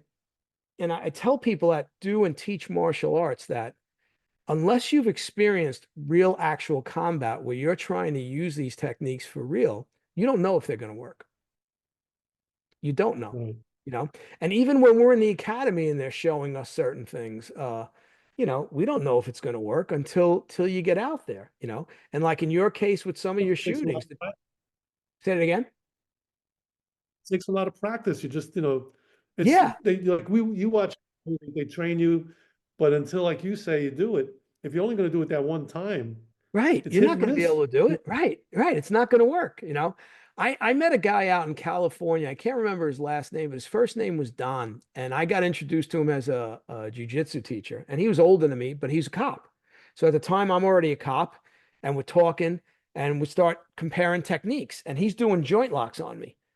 And man, I couldn't believe how strong this guy's joint locks were. And I said, oh, what are you trained in? He goes, oh, I don't train in anything. I said, well, how'd you learn to do these joint locks? He says, I was in narcotics and we kicked in a door and the guy started fighting. And for whatever reason, I grabbed his wrist and I put my forearm on his elbow and locked his arm out. And the guy just went right down. And I thought to myself, wow, that worked really good. And then I handcuffed him. And he said, so from that point on, I tried to do stuff like that. And again, because he's doing it for real, and this is what modern martial arts people don't understand. It's one thing to do it in the school, which is fake violence. Of It's course. one thing to do it when it's for real. And the guy's fully resisting and he's trying to really hurt you. And he doesn't want to go to jail because if he does, he's violated parole and he's going back for another 10 or 20 years and he's going to fight, you know.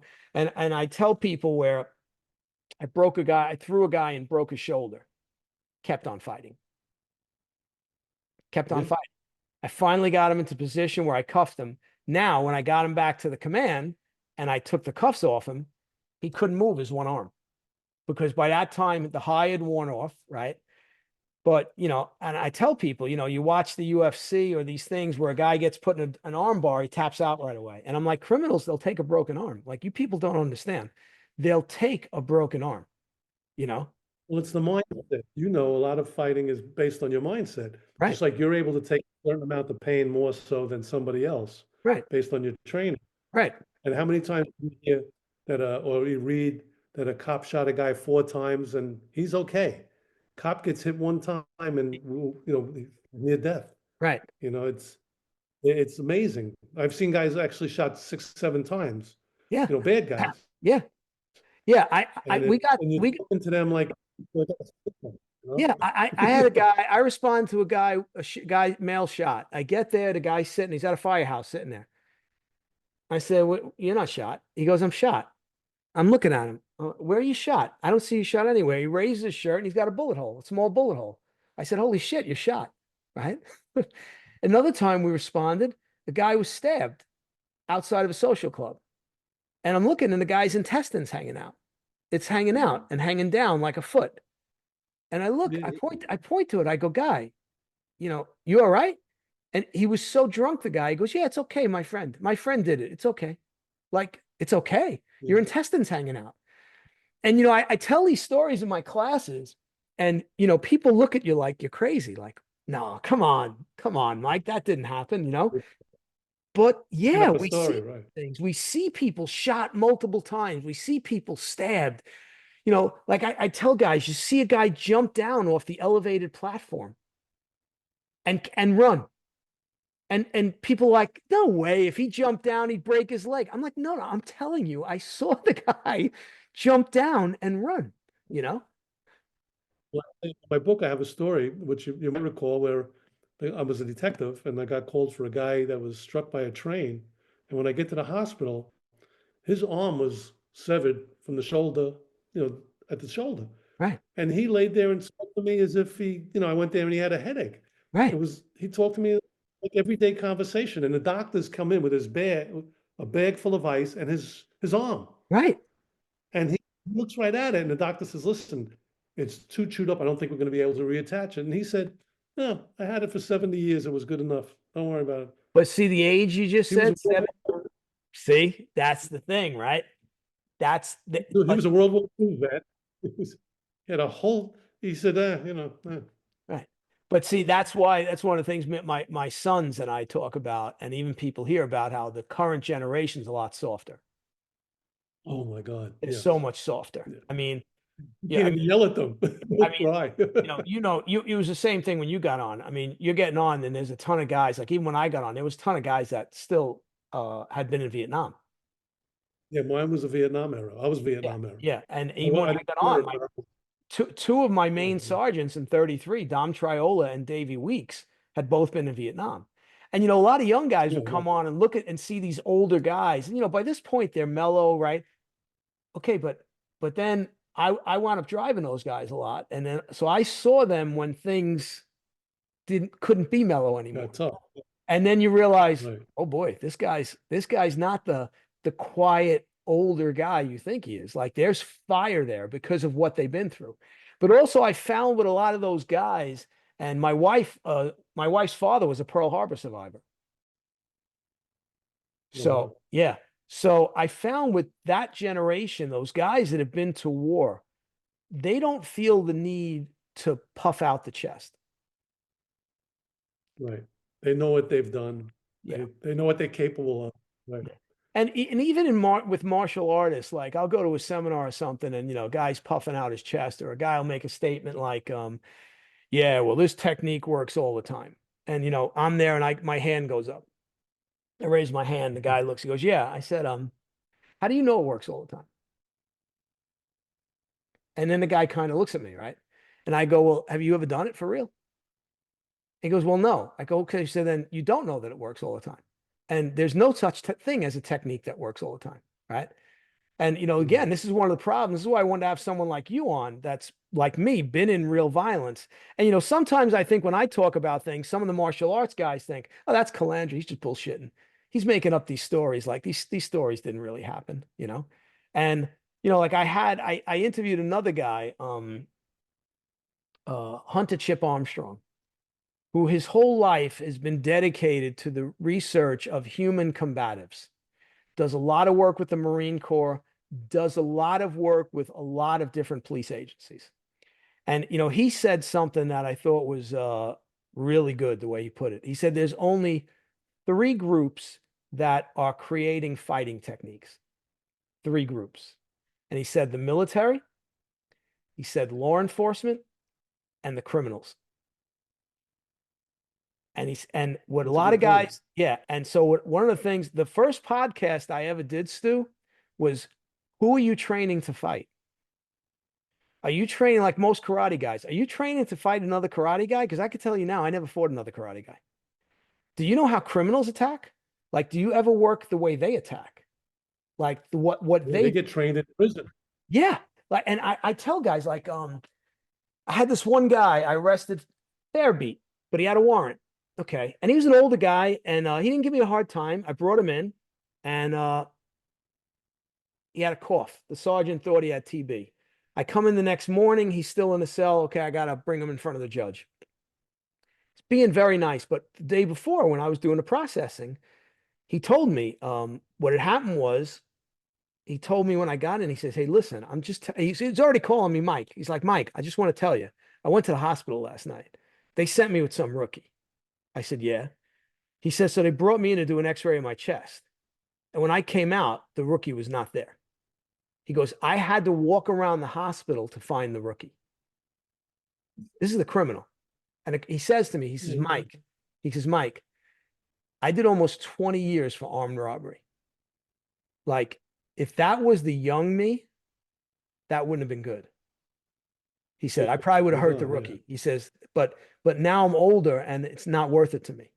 He says, but you better talk to that rookie. Here's the criminal saying this to me. And then when I talk to the rookie, he starts giving me shit. And I looked at him, I said, listen, man, cut the shit. This guy's got no reason to lie. You do whatever you want. But if you want to live to collect your pension, you better get your head out of your ass. Okay. These are not nice people. They will kill you if you give them the chance. And then I asked him about, in prison. So what was it like? If a guy came at you in prison, I would ask a lot of the harder core criminals that I would arrest. So how's the guy come at you in prison? How does he approach you? How does he throw the punch? If he's going to stab you, what does he do with the knife? How does he hold it? And these guys tell you. Like he told me he was in upstate New York where Berkowitz was, son of Sam. And he Mhm. he Gotta- fell in with a crew that these other guys in the crew decided they're going to kill Berkowitz. And he says, Mike, I'm in with the crew. I got to go along, right? We decide we're going to get the cover of a tuna fish can. You know how it's sharp after you. And they said, we're going to Yeah, fold, if you open it. we're going to hold it down and we're going to cut his throat. And I'm sitting there listening to the story. And I said, well, obviously you guys didn't kill him. He goes, no, no. They got wind of it and they moved him into, you know, segregation. They segregated him where he was by himself then. They wouldn't put him in the general population anymore. And, you ask guys, like, I tell people at one point, virtually everybody we stopped or arrested had some type of bladed weapon on them. And I'm sure you Well, I had a guy experienced the with the same thing. I had the guy with the toothbrush with the melted straight razor in it. Yeah, The blade from the razor, and that's a prison tool. That right, they know how to make it from prison. right. I had a And then guy they that had, take out the tooth. yeah, I had a guy that had a steak knife, plastic handle, attached a cord to it, put medical tape around it, and had it around his wrist. So the knife was up here. So when I caught him, he says, listen, I got a knife on me. I'm letting you know, I just letting you know, I got a knife on me. It's up my sleeve. I said, all right. So I removed it. And after I cuffed him, I said, so what's the story? Like, why do you carry it like that? He says, in prison, when you start stabbing the guy, and like my typical joke in the karate classes that do knife defense, the guy comes in and he just stands there, and then you do the technique on him. And yeah, when I first teach a beginner, but eventually the tax we work on is the guy's coming at you like he's coming at you like a maniac, trying to put as many holes in you as possible. And believe me, when you got to defend against that type of attack, it opens people's eyes. So he told me, he says, when you're stabbing the guy multiple times, the blood gets on your hand and the knife will slip out.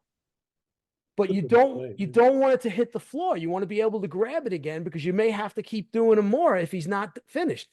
And the guy's telling you this story like it's matter of fact. Like, oh yeah, it's no big deal. I just stabbed the guy 20, 30 times to kill him in prison, but this is how we do it. Where like, a civilian would hear that and go, oh, come on. You don't really mean that's what you do in prison. Like they have no idea how hardcore these violent criminals are and what they're capable of, you know? And that's one of the things One I of try to the bring across. I try to bring that across on this podcast for the martial arts people is that, most martial arts people really don't know. And that's good in a way. If they never have to experience real violence, God bless them. But if you're teaching people and you're telling people you're teaching them stuff that's going to work for real and they're going to be able to defend themselves, that's where I have the problem. Then you should really make sure you learn what works, what doesn't work. You should learn how criminals attack and maybe actually work on some of that stuff.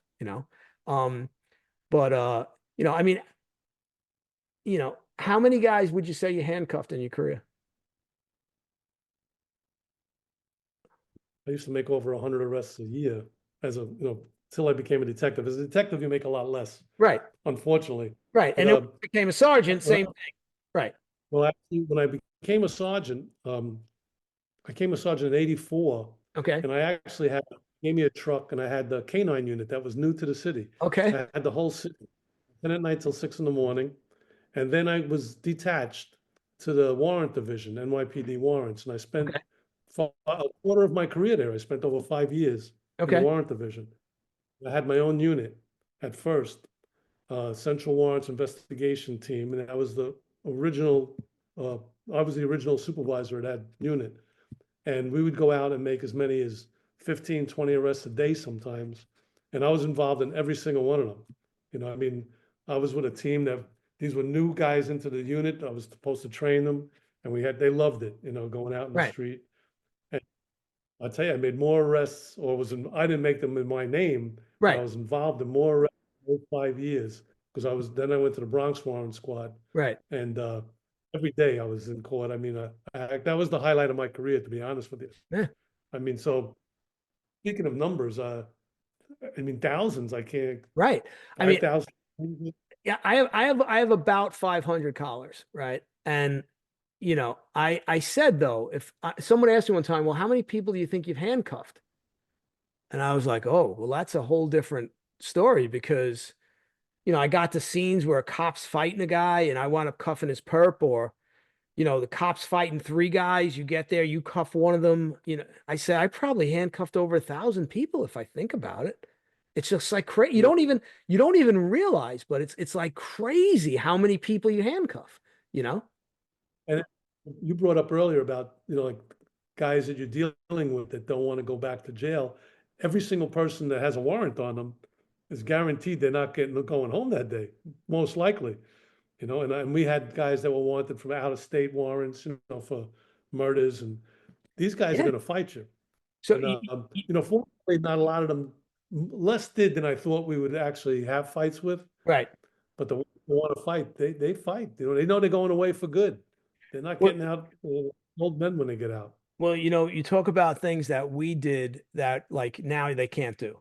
The cops They can't do. can't do it. I had just gotten back to 33 after being in four for about a year. I get back to 33. Vinny Giordano is the tour commander. You know Vinny Giordano? So he's the tour commander on the Midnights. I get my probation extended because a criminal makes a complaint against me. So he comes to my post and he says, I don't want you doing anything. I said, well, I can't do that. I got to do some work, right? He goes, no, no, you wait. You get off probation, then I got plans for you. You're going to be doing plenty of work.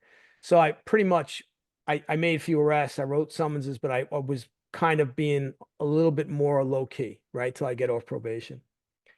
And, but I get back to the command. I come in one morning, I was doing midnights. And when I walk in, this cop says to me, this guy, Billy Boyce, he goes, Mike, come in here, right? Because I had worked in 33 for like 3 months when I first got out, but then I got transferred to 3 and then 4 and then finally back.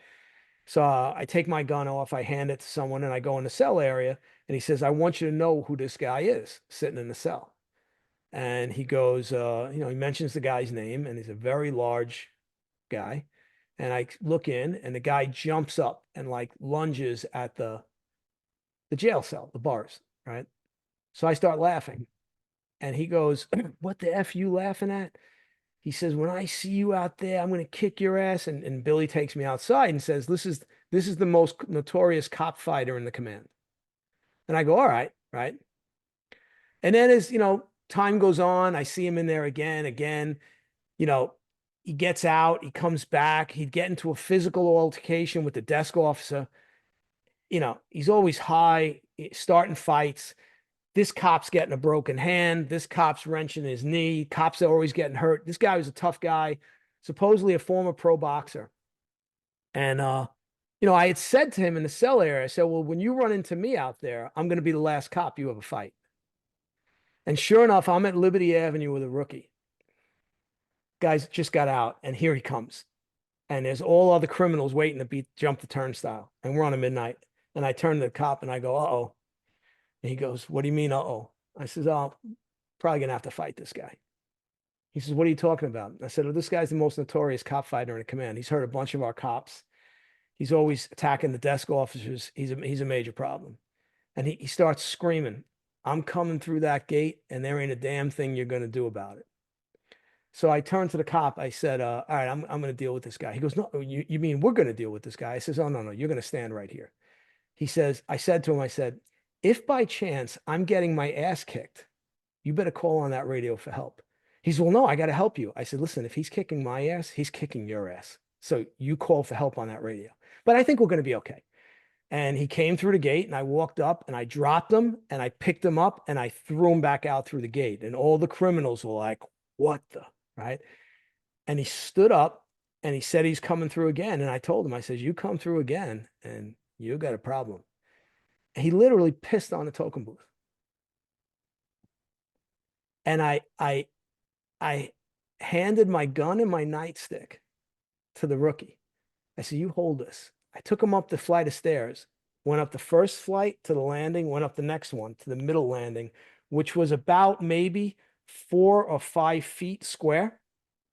I had him in a come along. So I had him, his joint locked up. I dragged him up there with me. And when we got there, I let him go and I squared off with him. I said, all right, let's go. Here I am. Give it your best shot.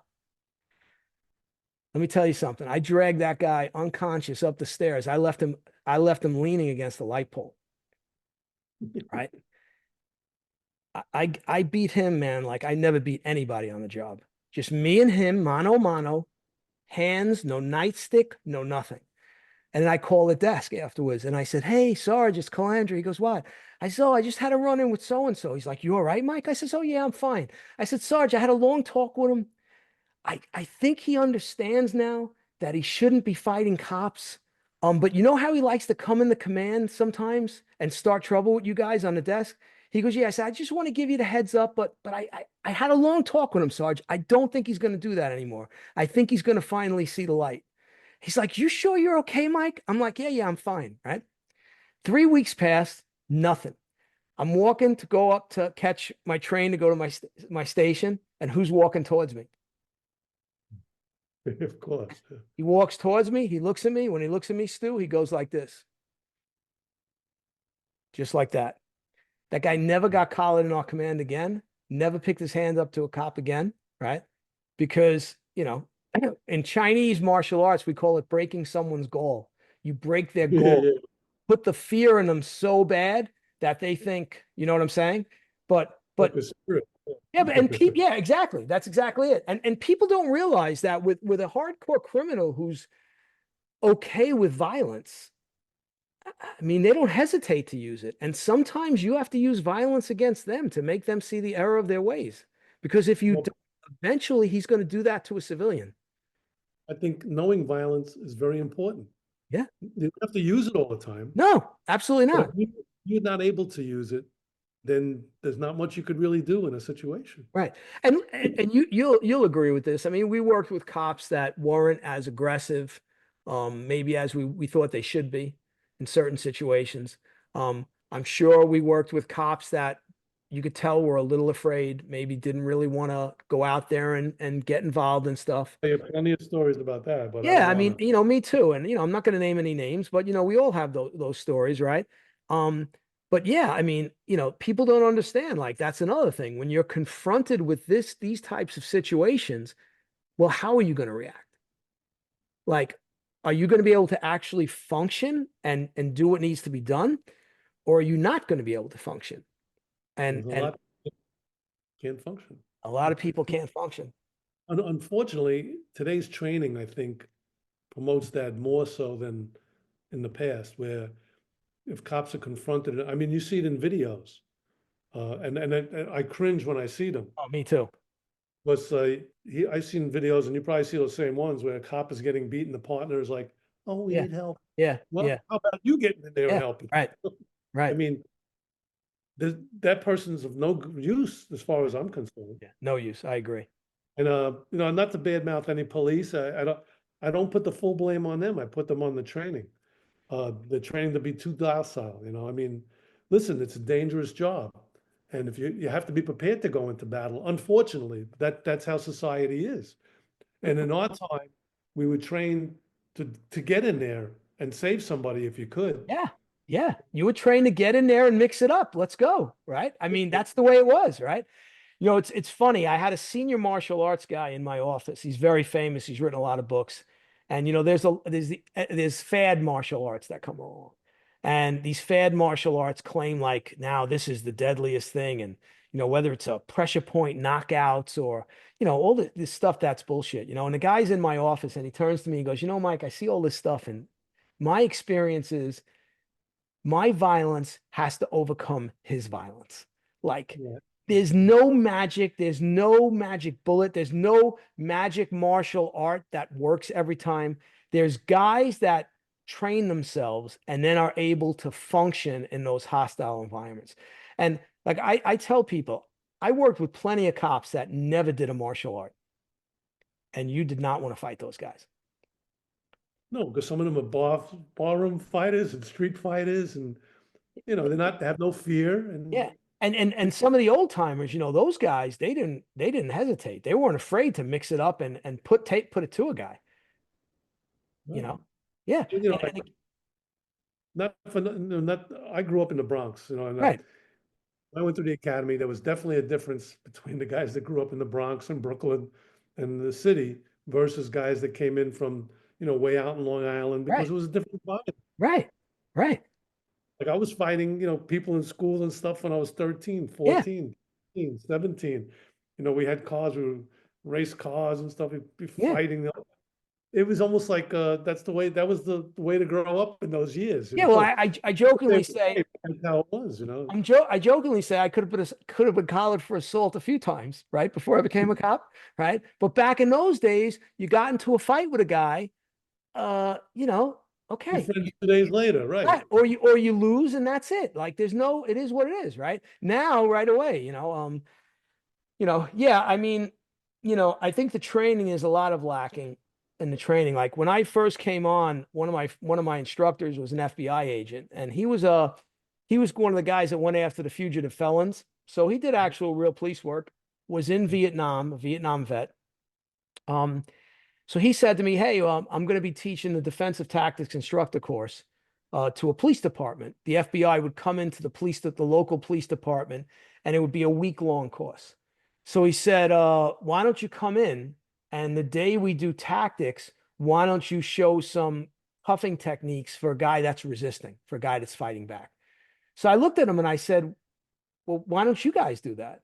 He goes, oh, we don't have that in our curriculum. This is the FBI. So I look at him and I go, right? He goes, Mike, you don't understand. We surround a criminal with 10 guns pointed at him. And if he starts to fight, we're authorized to shoot. So we don't literally do any uncooperative handcuffing. So now these are street cops that are taking this class. Now I'm a transit cop. So he doesn't introduce me initially, right? He just introduced me as one of the instructors. So, they're showing their handcuffing. And then they finish and he goes, all right, we're going to break for lunch. And when we come back, we have a guest instructor. He's going to show you guys some other stuff. So I'm hanging out with some of the cops, right? Because we're all street cops, right? And they're like, what is this bullshit? Like, they think a guy's going to get down on his knees for us? Like, they don't, like, these criminals they don't get on a wall. Like, we got to put them on a wall. We got to put them on the ground. Like, they don't cooperate at all. I said, don't worry, I got you guys this afternoon. And then in the afternoon, I would start throwing stuff, and these guys would be coming up to me, oh, Mike, this is great. Oh, and this isn't that hard. Like the way you're showing it, I think I could do this. I says, yeah, you're gonna see, you'll be able to do some of this stuff, and so then I'm a hit, right? So now I'm getting invited all the time. Then I get invited to one, and my friend says to me, listen, I'm leaving. You're gonna be teaching this afternoon, but the guy that's going to be running it this afternoon is an old J. Edgar guy. And he is already giving me a hard time about why you're here. I said, I don't care. So now it's my turn to teach. I start showing stuff. So then big guy, he comes over to me. He says, could you show me how that works? So I drop him with the joint lock. And at the end of the day, he comes up to me. He goes, hey, I'm doing a class in 2 weeks. I'm doing a class in 2 weeks for this other department. I know you do this for Gary because Gary's your friend, but would you mind coming in and maybe teaching one day, So I won the guy over, right? But it was amazing how many of the cops would say to me, these FBI guys don't get it. And I'm like, yeah, I agree with you. They don't get it. They don't understand what we deal with as opposed to what they deal with, Now with shooting and stuff like that they were great. They're shooting courses and stuff, their combat, they're great with that. But the empty hand stuff, the actual techniques, the fighting a guy, yeah, not so hot. But it was good for me. I mean, they did the right thing by me. They sent a letter to Chief Bratton thanking me. Bratton put a letter in my folder. So, stuff like that was nice, But yeah, I gotta say, when I read the book, I kept smiling, I kept shaking my head because I'm like, oh, I experienced this, whether it be, and that's another thing I tell people. For guys like me and you, it's not the stress of dealing with the crime, of fighting criminals, of the danger. That's not the stress. Like that stuff. What was that? We like that stuff. Yeah, right. The stress is the internal crap with the department. Yes. You get a boss that doesn't like you. You get a boss who's giving you a hard time for whatever reason, And it's crazy how you get the good boss and how it's, oh my God, it's like a ray of sunshine. You know what I'm saying? So, and I know you experienced a lot of that too. Oh, yeah. And actually, I tell it in the. Yeah, I know. That's why when I was reading it, I was having flashbacks to certain bosses I had problems with. We had a captain came from the PD after we merged, and he's just really giving us all a hard time. And he came in really hard. And, I'm a union delegate at the time. And I said to him, Captain, how many transfer requests do you have on your desk? And he goes, I have a lot. I said, you can't hurt these guys. They're working in the highest felony crime command in the transit police. The command itself is a dump. So what are you going to do? You're going to transfer them to Queens? You're going to transfer them to Manhattan? You're not hurting them. They're not going to care. They want to get out of here. And finally, the borough commander called him down there and sat him down and said, your problem is you came in like a hard ass. He goes, take some of your guys out for a drink. Go out to post and talk to them and be nice to them and get to know them. If they like you, Captain, they'll work for you. If you treat them like garbage, they're not going to do anything for you. And this is what a lot of bosses didn't understand, They just wanted to make the decisions Yeah, their way. yeah. And my wife said something one time. My wife's a podiatrist. She's a foot doctor, but she's a surgeon, right? And eventually she was the director for the medical site, which Oh, nice. it's very rare that a podiatrist is made the medical director. And a lot of other doctors weren't too happy about it. Now, when she was the medical director, the place ran the best it ever ran. But she once came home and said to me, she says, you have to work at being an asshole. And I looked and I sat there for a second and I thought about it and I said, my God, a truer statement was never said. And immediately flashed back to certain bosses, like how they would like go out of their way to try to create a problem. And the ones that didn't, that just came to work like us, that just wanted to come to work, do their time, have a good time, maybe have some fun, get involved in some action, have a few laughs. Those bosses never seemed to have as much stress, but the guys that were always looking for the problem, those guys always seemed like mad and angry and unhappy. And it's the same thing in I think any other profession. My I wife believe said, you're right. you know what I'm saying? Like, I don't understand people. Like, I see it even in martial arts where, like, the instructor is always like on edge and he's angry and he's mad. And I'm like, I try to make when I come, people, I was going to London every year to do 10 days worth of seminars. I've been to India. I did a 3-city tour in India. So I've traveled all over the world teaching martial arts. And when I go, I try to make people laugh while we're doing these serious things. Some of the stuff I teach is very dangerous, can kill a person, right? Okay. But let's not make it so heavy. Like, I try to crack jokes and keep it light and keep people relaxed. Not that everybody's like this. What was that? Make it a comfortable atmosphere. Yeah. And when you went to a police department training, if the instructor was really good, it was fun. It almost Mhm. didn't seem like it was training, you know? And but sadly we see a lot of people that are not like that, you know. And I don't know what's going to happen with law enforcement. Um, you know, it's got me very worried. Um, Well, I think the pendulum swings every yeah, couple of years, and I yeah, think it's to the point. I think a majority of people are sick and tired of being victimized and right. losing their neighborhoods, and it's tough. There's people that work for a living. They have to go out at night. Well, they can't go out at night, but they would like to go out at night. Not so much in the winter, but obviously, if depending on where you live, they want to be able to roam free, and it's getting tougher to do that. You know, You I know, uh I had a situation where a guy came up to me and said he got robbed down at Bowling Green. Spanish guy, didn't really speak any English, but I got the gist. And then the Spanish guy ran over and translated quick. So he gave me a description. And of course, and I'll tell this story and people are like, no. I'm like, yeah. The guy's telling me the guy's dressed in orange from head to toe. So it's three perps. One's dressed in orange from head to toe. So even I'm thinking, head to toe? Come on. He's not dressed in orange from head to toe. So I take the guy, we hit the street. I see a construction group. I said, I'm looking for three guys. One guy in orange, the construction worker. One guy in orange. I go, yeah. Oh, we went that way. So now I flag down a cab, yellow cab. I jump in the back. I take my hat off. We drive. I say, all right, make it right. We make the right. The complainant's with me, and there they are. And I said, all right. I said, make the right at the next corner, and just you gotta wait here with the victim. You wait here with him. I'll be back after I get these guys. And the guy's going to me, they have a gun. I go, yeah, yeah, I know they have a gun. It's okay. Don't worry about it. He goes, aren't you going to wait for help? I said, we don't have time to wait for help. I'll go get them. I'll radio as I'm walking over. I'll get them. Right. The complainant grabs my arm and is trying to keep me from getting out of the car. He's like, no, no, no, no. I'm like, relax. I'll be fine. And I tell the guy, I said, listen, I left my hat in the car. You don't drive away with my hat. I said, don't. Right. So I go around, pull my gun. I'm behind cover. I get him on the wall. The kid with the orange, he's literally Stu in orange. Orange baseball cap, orange shirt, orange shorts, orange socks, orange sneakers. I, I'm like, this can't be real. And he's got an orange t-shirt wrapped around his hand. So obviously that's where I think what? the The gun. guns, yeah. Okay. Turns out it wasn't a gun. He might have never had a gun. I got the three of them. Of course, transit. I cuffed them. I had two pairs of cuffs. Another guy comes from District 2, I think it was. He cuffed a guy.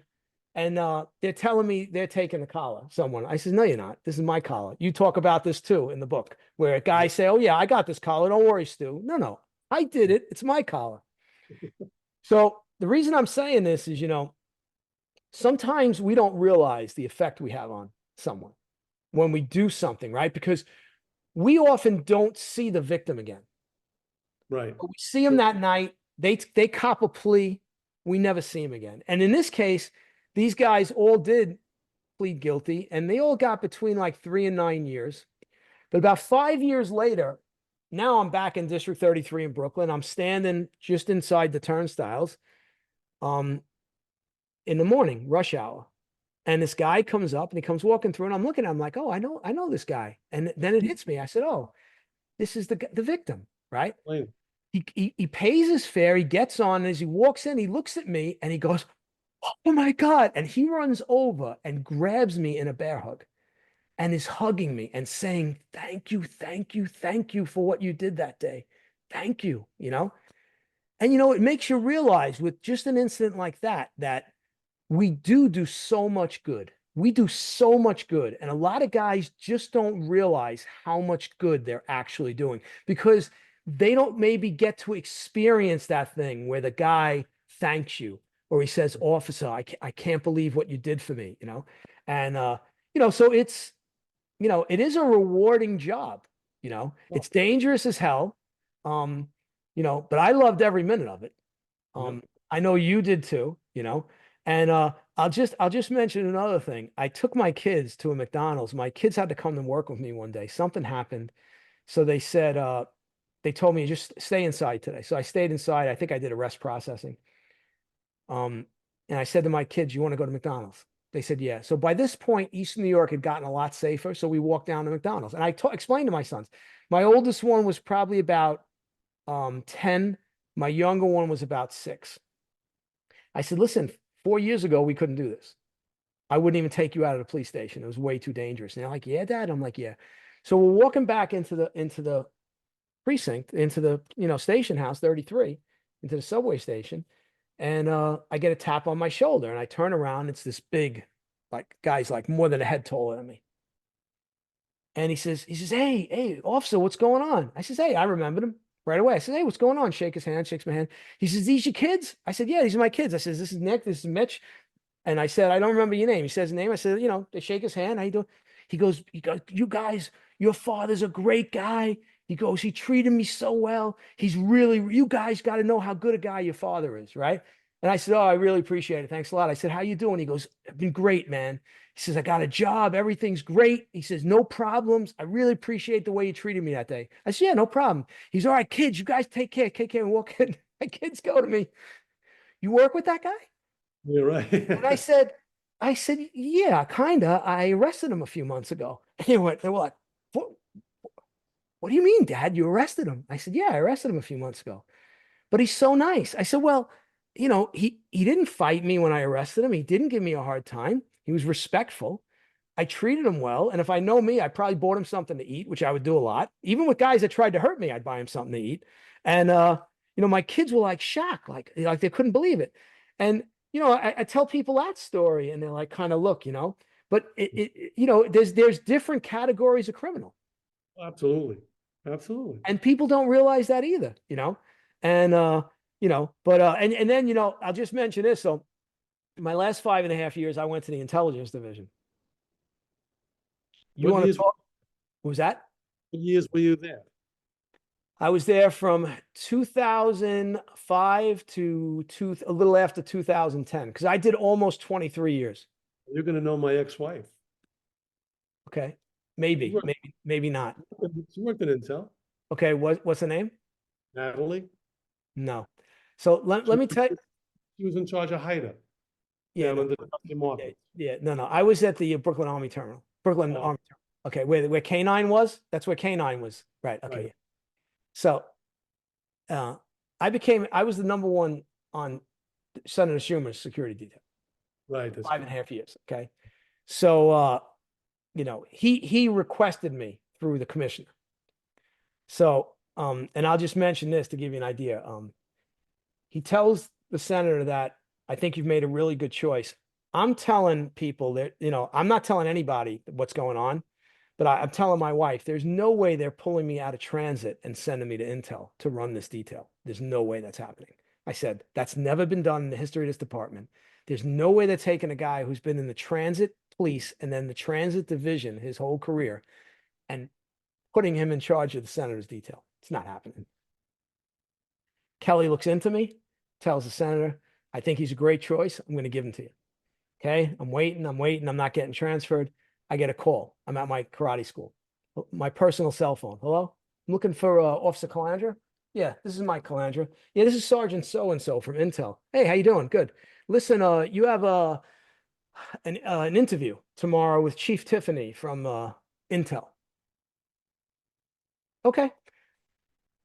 You want me to bring my last few evaluations? Because you know how you have to bring your evaluations if you're doing an interview. He goes, no, that won't be necessary. So now I know it's bullshit. I know it's bullshit. It's not a real interview. I show up there. He makes me sit outside his office for an hour, right? And then he calls me in, and he's got an inspector who I could tell did not want to be there. This guy did not want to be there, and him. And the inspector starts with me on my civilian complaints. You have 13 or 14 civilian complaints. Yep. Why? I have a lot of arrests. The chief. Well, what's a lot of arrests? 50? No. 100? No. 200? I said, no, more like 500. And I said, not just for fare evasion either, right? So then he starts with me about the civilian complaints and brings up one, which was the one that caused them to extend my probation. But what happened with that one was I beat the department at trial twice. So I went to two full-blown trials and I won both times. And after I won, that criminal called the commands and threatened me. And then he somehow got my home number and called my house and spoke to my wife. This became a big to do. They pulled me off midnights. They wouldn't let me go out of the command for a month. I'm giving them a hard time. I'll go out by myself, no partner, just me. You're not going. You're not going. I got a radio at the house for a year. The sergeant from the 105th precinct. By this time, I'm living at the ass end of Queens. He's coming to my house every morning, walking my wife to the car, checking the car. It was a big deal for a while.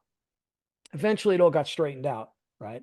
But that's the complaint he brings up. And he's telling me, this happened very early in your career. You probably don't remember, right? And then I rattled it all off. And he's like, oh, okay. And then I finished by saying, yeah, I don't really give a shit about that complaint. That guy called my house and threatened my wife. So I don't really care. And then the chief gave me a hard time about my sick time. And then I kind of sitting there. And then he goes, can I ask you one more question? I said, yeah. He goes, how do you know the senator? And I was like, oh, now I know why I'm down here. So then I go, well, my wife's a doctor and she goes to fundraisers and I met him at a fundraiser and he's from Brooklyn. I'm originally from Brooklyn. We kind of hit it off. We're just bullshitting you. And then his guy was retiring and I was asked if I'd be interested. And I said, yeah, never thinking I get it. And I got it. And, so I was a white shield cop. And I had a first grade detective and a second grade detective, and I was running the detail. The sergeant was in charge, but the sergeant was very hands off. Like he's like, Mike, you're the number one. You handle it. You deal with everything. If you need me for something, let me know. And he treats I don't know if you know Tim McPartland. I don't think so, no. Oh, he's great guy. He retired too. Really good guy. And so yeah, I spent 5.5 years there, and I retired a second grader, which was great. But very different experience. Like I first get there and, I'm still in the police car. He's in Washington, but I'm working and I'm driving somewhere and I'm like this, still like, yeah, right. I'm looking for criminals. Right. And finally, the sergeant that one day I'm working with him, he asked me to come in and work with him and he's looking at me. He goes, you got to calm down, man. Like, you got to calm down. Like, you're not here to make arrests anymore. This is intel. You're not making arrests. Right. I said, so you got to calm down. You have to calm down. And I was all right. And it took me a while to kind of dial it back and get into that kind of mode of what I was doing there, which was being, dignitary protection, which was interesting, but it's a great point. yeah, it was, but I got to be honest with you, I spent very little time up at that Brooklyn Army terminal. So the day I went for my exit interview, I go in to see the lieutenant. I knock on the door. I say, I almost at Calandra. I'm retiring. He's looking at me. He goes, "You're the number one on the Schumer detail?" I said, "Yeah." He says, "Have we ever met?" I said, "No." He goes, "I'm here 3 years. How could we have never met?" And I looked at him. I said, "I'm pretty good, huh?" He goes, "No, Mm. you're really good." I says, "Yeah, I tried to spend as little time up here as possible." I said, "My sergeant always knew where I was. I wasn't doing stupid shit. I never got myself in trouble, but very different group. A lot of them are chief's kids, this one's nephew, whatever. A lot of them didn't have a lot of real experience. Some of them did. Some of them were real crime fighters. The ones that are in some of the more like task forces and those kinds of things, you know. But yeah, but Yeah. it was an interesting way to end my career from being in transit for all those years, you know. Mm. But but yeah, listen, I really appreciate you coming on. Oh, thanks for I think having me. people will like this one. Hey, hold up your books. Let people see the other books. This is the first one, which we showed earlier. That's the one Salute I've the read so Concrete. far. Great book. And then I Great have book. my second one is My Walk Amongst Heroes, which actually is stories about people that I knew personally or worked with that were killed in the line of duty. Right now, I know Irma Wounded, Lazada's in there. Robert Venable's in there. Right. were highly decorated. And the third book is Undercover Beauty, which was a girl that um, I took this picture 40 years ago, believe it or not. Okay. We were together for 4 years as a couple. She wasn't a cop when I met her, but she came on the job. She went to the 4-0 precinct, and after about a month or two of being in the 4-0, she was brought into the DA's office to bodyguard a victim of a crime, Spanish-speaking female, and she's Spanish, by the way, Puerto Rican, and they hit it off. And then right from there, she went into narcotics, Okay. and she spent her entire career as an undercover. She infiltrated the mob, the cartels, uh, eventually leaving after working in the ATF task force. She had Okay. marshal status. Okay. Um, More recently, after she was married and divorced, and I was married and divorced, we went out again. Okay. And then that didn't work because we were young. Then we went out again, and then COVID hit, so we didn't see each other. Okay. Then we got back together again, Okay. and we actually were engaged, Oh, okay. and it ended in May. Her doing. The book came out in April, and it's been pretty successful so far. She has a great story. She did 14 years. She was in a federal car that was struck by another car, so she wound up getting out after Okay. 14 years. It was a FBI, ATF task force she was in, Okay. and she was Combe, Jersey, I believe. I'll have to So check that one out. Yeah, I'll put links to all the books in the description on the video. So before we go, I wanted to end with this because you mentioned this in your book, this event. And I was like, oh, so we were actually at something together while we were both on the job. We just didn't know we were. oh, So, oh yes, I was there. I actually went to his house. I went to the scene first. That was the 14th Street train wreck. Um, I was in the major case squad as a detective sergeant. I dispatched two teams. When they got there, they said, "Hey, you better get over here. This is big. We have dead bodies. We have hundreds of injuries. We have mass destruction." So of course I was there. Um, we set up a triage area. It was amazing what went on there. It was something like I've never seen in all my years. At the time, I had over 20 years. yeah, And it was bad. then we developed information that the motorman had left the scene. The motorman's the So guy I that drives the train, just so people watching know what we're talking about. so I was dispatched with a team of detectives to his residence, which was in the Bronx, and we actually conferred, consulted with his wife. She said he wasn't there, but we had a team stake out the place, and they eventually picked him up. And it turned out he was drunk. He drank before he went to work, and he just didn't stop the train. He ran it right into the end of the line, and there were 5 deaths. There was 129 injuries, I believe, and So very serious. here's page two of the Daily News. Who's that good-looking guy there on page two? That's me. Yeah, And you are. I was the only cop from Brooklyn sent there. They dispatched me and my sergeant, Al Borst, Great boss, great guy. Well, as we pull up, we've already been told what's happened, right? And I come in, it's that lieutenant on the desk at District 4 that hated my guts. So the sergeant goes, I have my cop here. Could you use him for anything? And they asked me to escort the media down into the tunnel to take the photos. So I said, Mhm. sure. So I took him down the tunnel and I saw all the pillars taken out. I went up to a couple of firemen and people and I said, hey, you guys got all these heavy vehicles parked upstairs, like over this. Like, I'm getting here late to the party. Like, I know this is going on for a while, but you don't think maybe you should move some of those vehicles? I mean, like 30 support pillars have been taken out. And they kind of looked at each other, and because they were so concerned with the initial, you know, problems that, Yeah. people injured, the whole 9 yards. I mean, right? And when I got there were body parts on the platform. They were told me they had actually taken body parts out of the roof of the train that were embedded in the roof of the train. They hadn't caught the guy yet. Obviously, they caught him later on in the day, as you all know, because you were involved in that. But yeah, so when I read that small part in the book, I was like, oh, so we actually were at one thing together. And I'll never forget when I was down there. At the time, I had never met Jack Maple. And he came walking in the tunnel with his spats on and his Yeah. bowler hat. And I was literally like, who the hell is this guy? Right. And one of the other cops says to me, oh, that's Jack Maple. I don't know if he was a detective at the time or what he was.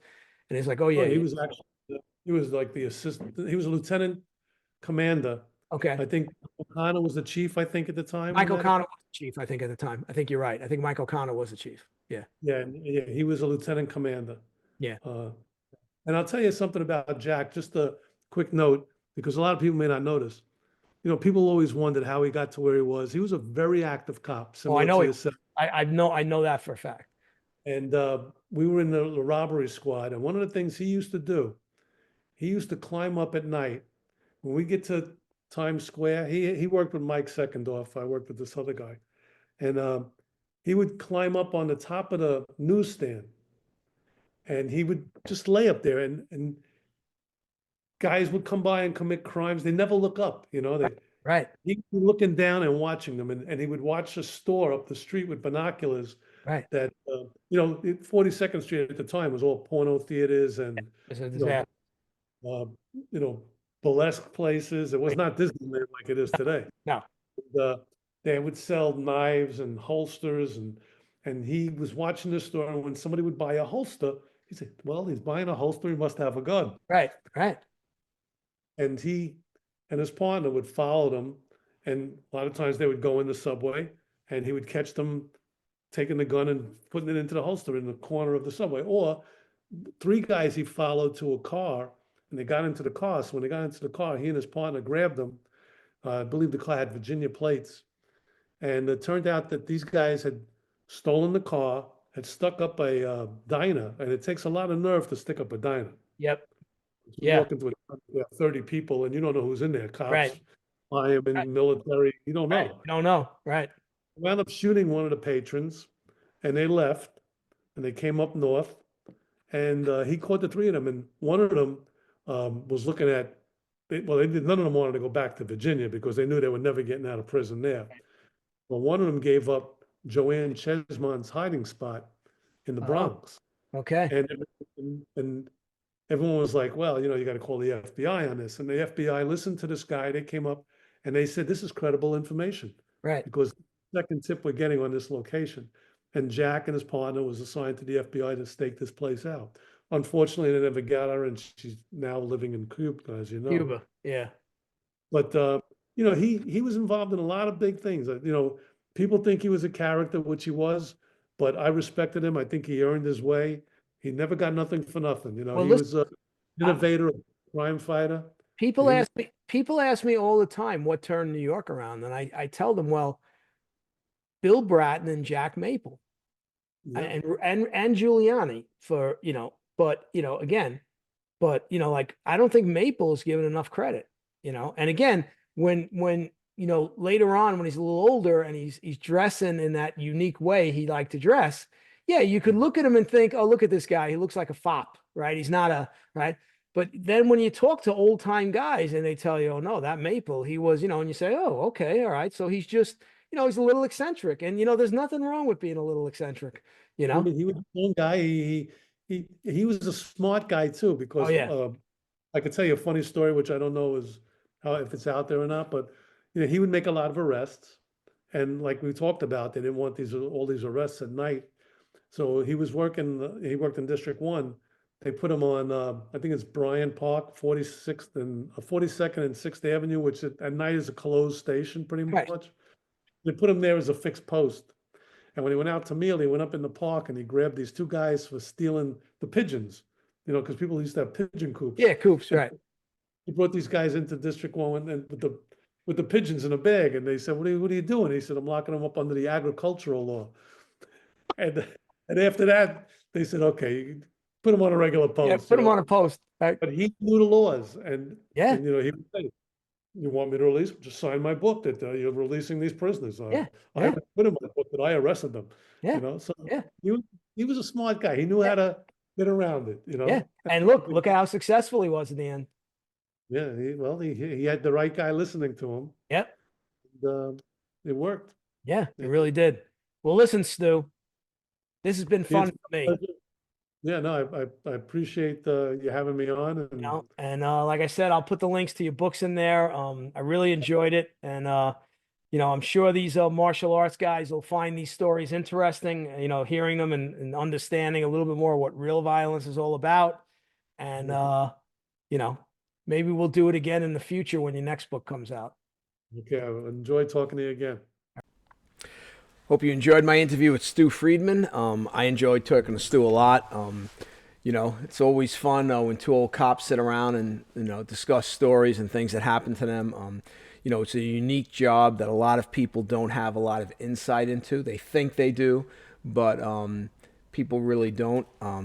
So I thought people would be good to hear about, again, what real violence is like and how dangerous it is, and also some other things that we talked about.